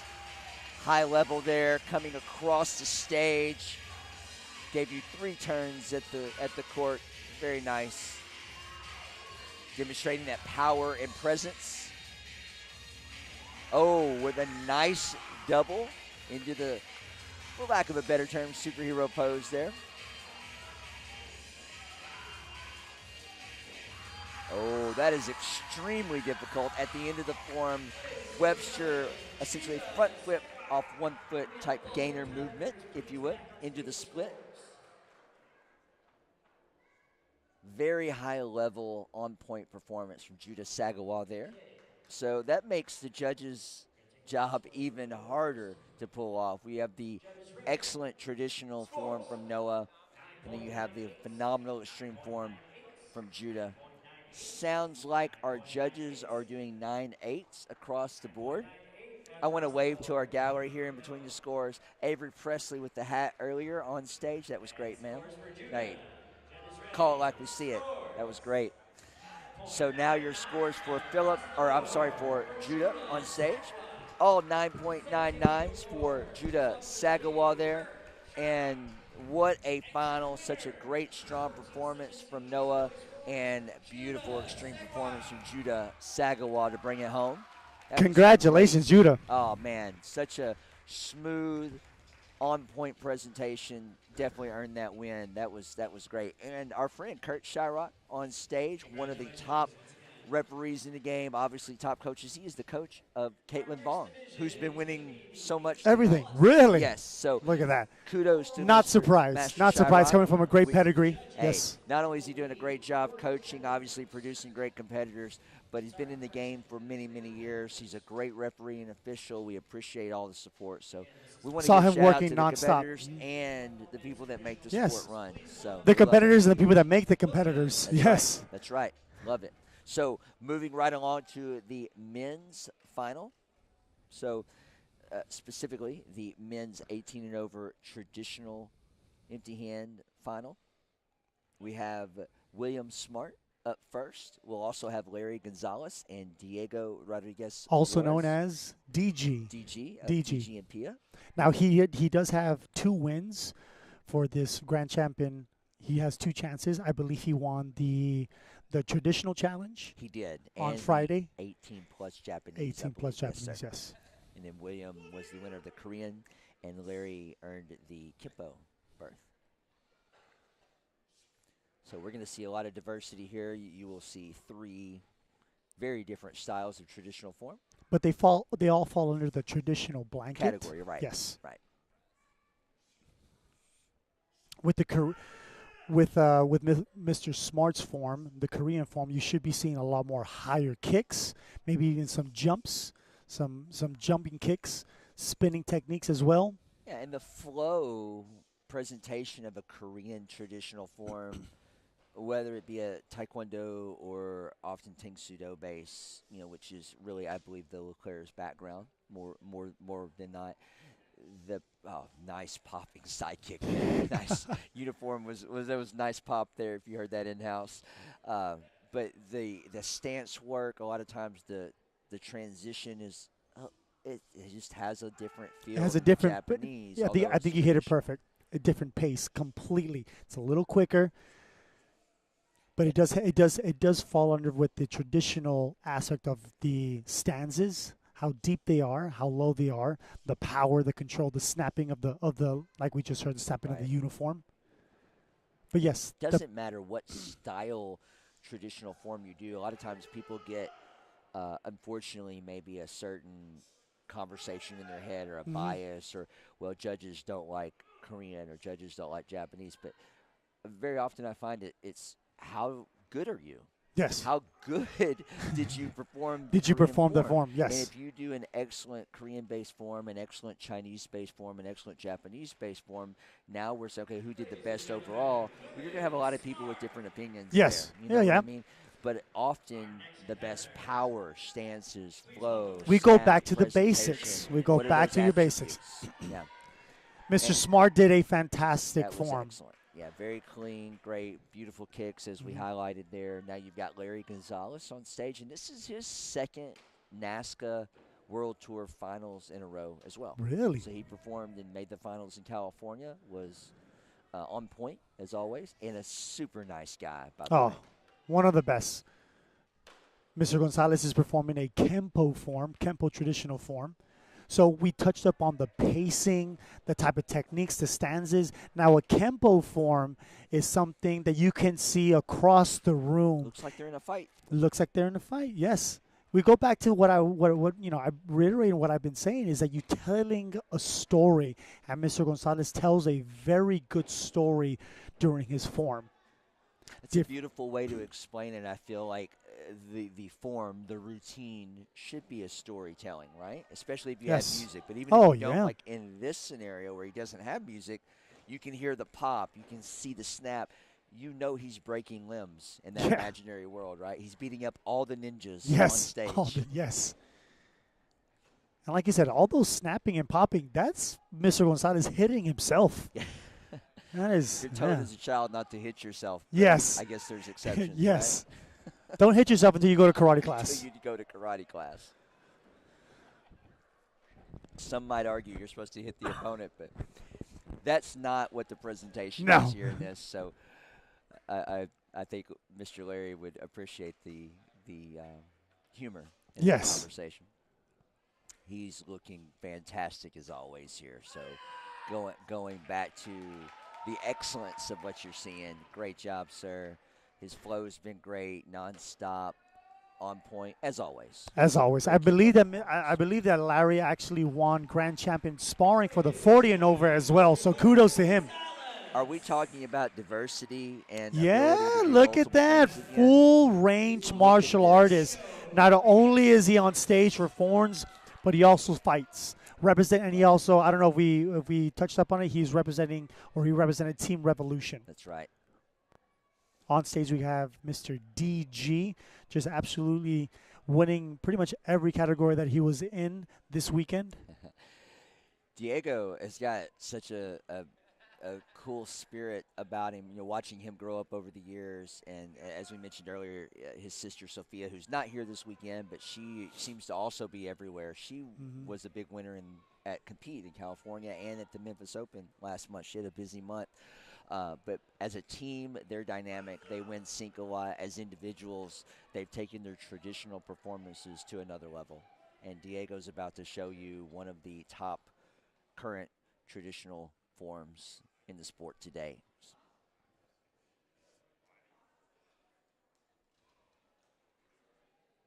Again, we've touched up on work ethic. DG and his sister, their mother and father are big supporters on their love of the art. They're wanting to get better.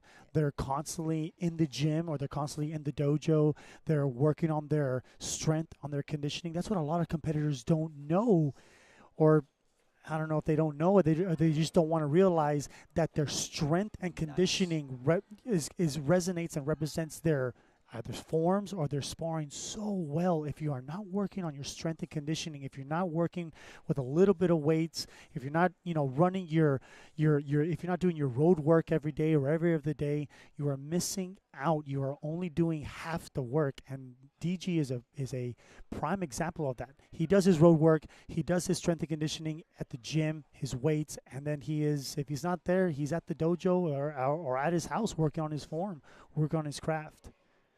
This is not something that you do twice a week and get this good. No, excellent performance here. He's got a great pace with this kata.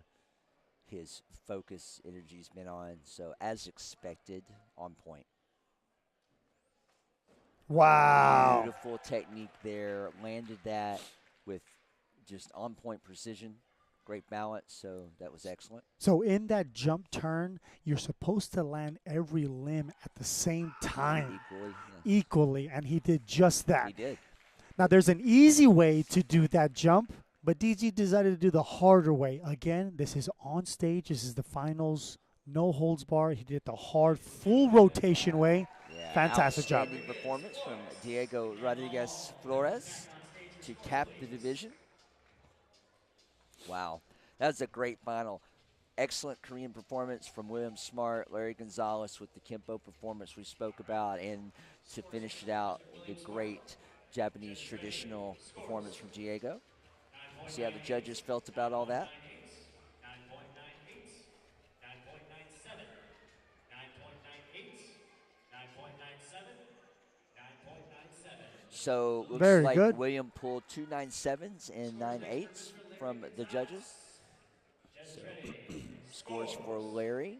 9.97, 9.97, 9.97, 9.98, 9.97, 9.99, and 9.98. So Larry Gonzalez pulls a first place score from one of the officials. Yeah, That's very 9.99, cool. which is always fantastic to see as a Kempo fornsman to get a 9.9. That's beautiful. Yeah, no, that was fantastic, and he had a fantastic performance, so I could understand an official why he would get a things that 9.9. way. Yeah, they were all great, so that's just a little difference between them, but it seems like most of the officials are in agreement. Mr. Diego Rodriguez Flores is going to be your overall grand champion traditional winner for 18-plus minutes. Well-deserved. Absolutely well-deserved.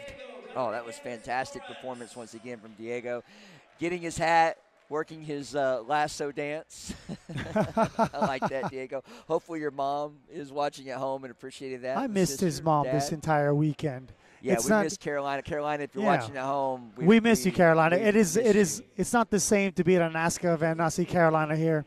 That's right. I agree. She's always a lot of help and super energetic about everything Yes. going on. So we always appreciate that. That was a fantastic final with those guys. And, of course, coming up here in a moment, we have the women's empty hand forms, the Yes. Creative Extreme. That should be exciting. And guess who's back in the final? Caitlin Vaughn. Oh, no. She's She is every women's she is final. Cowboy Like, Up this weekend. She is very Cowboy Up. Cowboy Is Up. very Cowboy Up. All right, so She's got to get her own poster. this is Creative Extreme Championship, so each of these forms will be of that nature. Got her music kicking. All right, here she goes. Nice little opening combination. Good, strong technique. On her form, you want to see lines depending on where you're going. She has very nice lines. Her downward block is straight. Her punches are straight. Her chops are straight. Hands are closed. Everything looks tight. If she were to hit somebody with any of those techniques, you know they would land perfectly. Nice. Beautiful kicking. I love that Junri heritage kicking style and bringing back the multi-kick, executing it like that. Awesome performance, Miss Caitlin Vaughn. Very impressive. Wow, very impressive. Fantastic job.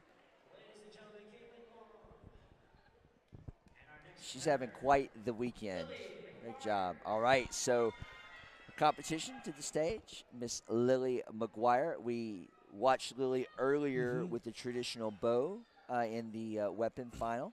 Changed uniforms, and now she's doing some CMX. Yes, and as you got a little taste of earlier, she also, just like Miss Vaughn, has amazing kicking ability. With her Creative Extreme routine here, I hope we get to see even more of that.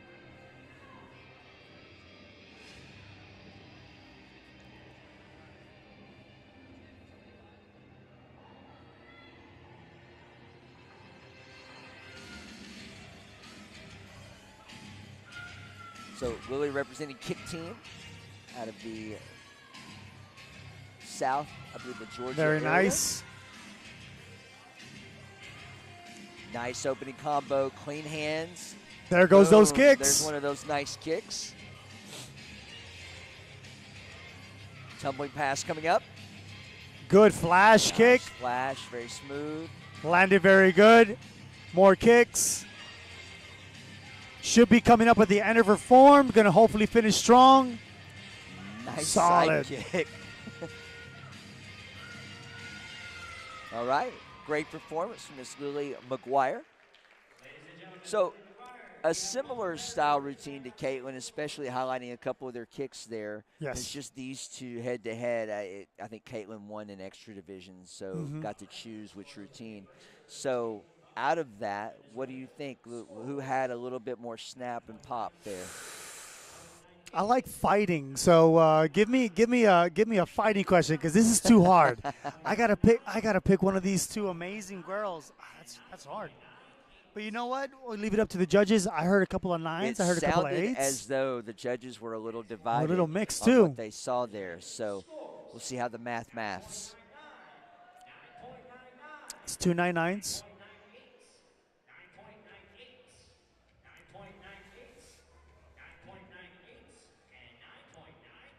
So she got 399s. She got 399s. So Caitlin, I believe Caitlin takes it. The win.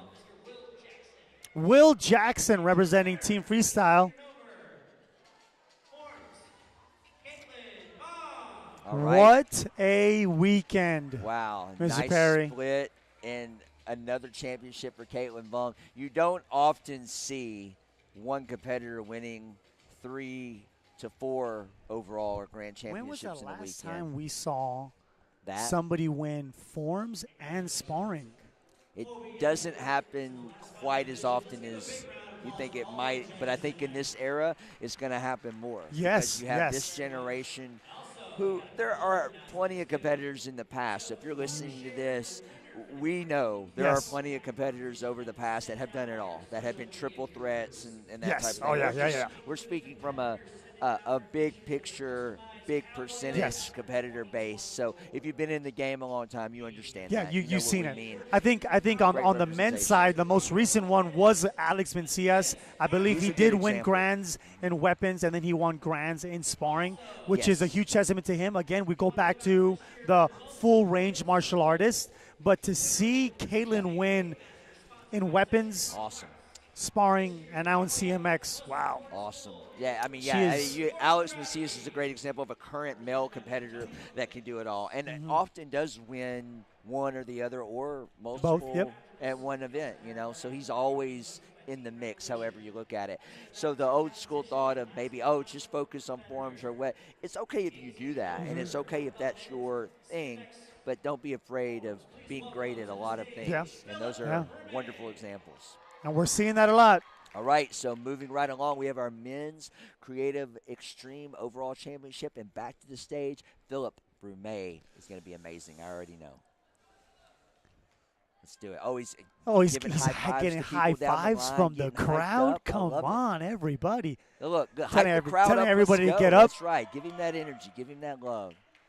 I like the position we're in right here. We're almost center with the stage. A lot of times with the competitors checking in, I feel that energy, you know.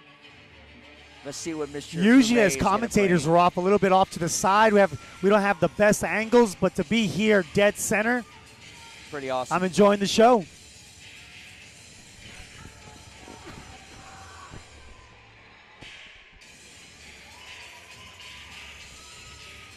Oh, nice. Wow.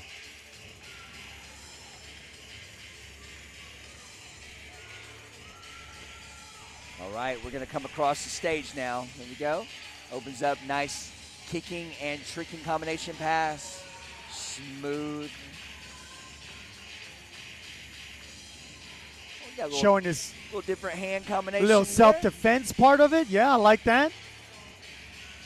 Going for his second, third flip pass.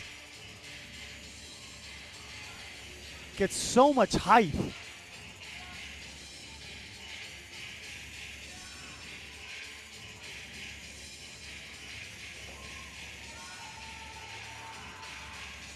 Finishing strong with a 540 split. Philip Brumet bringing out his bag of tricks and looking super strong. Super impressive. So that particular performance was a performance. So he won 3 different categories and still wanted to perform in the night, kind of like Avery Presley did earlier for us. So we appreciate both of them performing and putting on a heck of a show. What would be those 3 categories? It would be creative, it would be extreme, and then it would be musical forms as well. Musical forms. Yes, sir. So that means that Philip won first in all those divisions to go on stage tonight. Absolutely amazing. Wow. Hey, so that completes our night for NASCA, the North American Sport Karate Association, the Professional Martial Arts Conference, ProMac, for SportMartialArts.com, the Cowboy Up crew. Congratulations to the entire Cowboy Up crew, everybody. Vito Rodriguez. Thank you guys. Thank you guys for having us. Mr. Perry, is always fantastic. Fantastic. Those 2-3 hours went by quick. Oh, they went by super fast. All right, we appreciate you guys tuning in. We're going to have to adjust our hats here. Something a little bit. If this is the right look or not. I mean, I could pull it off. You could pull it off. We're good. We're not real sure. Thank you guys for tuning in. We hope to see you at a future event. Have a great night. See you in the next one, guys.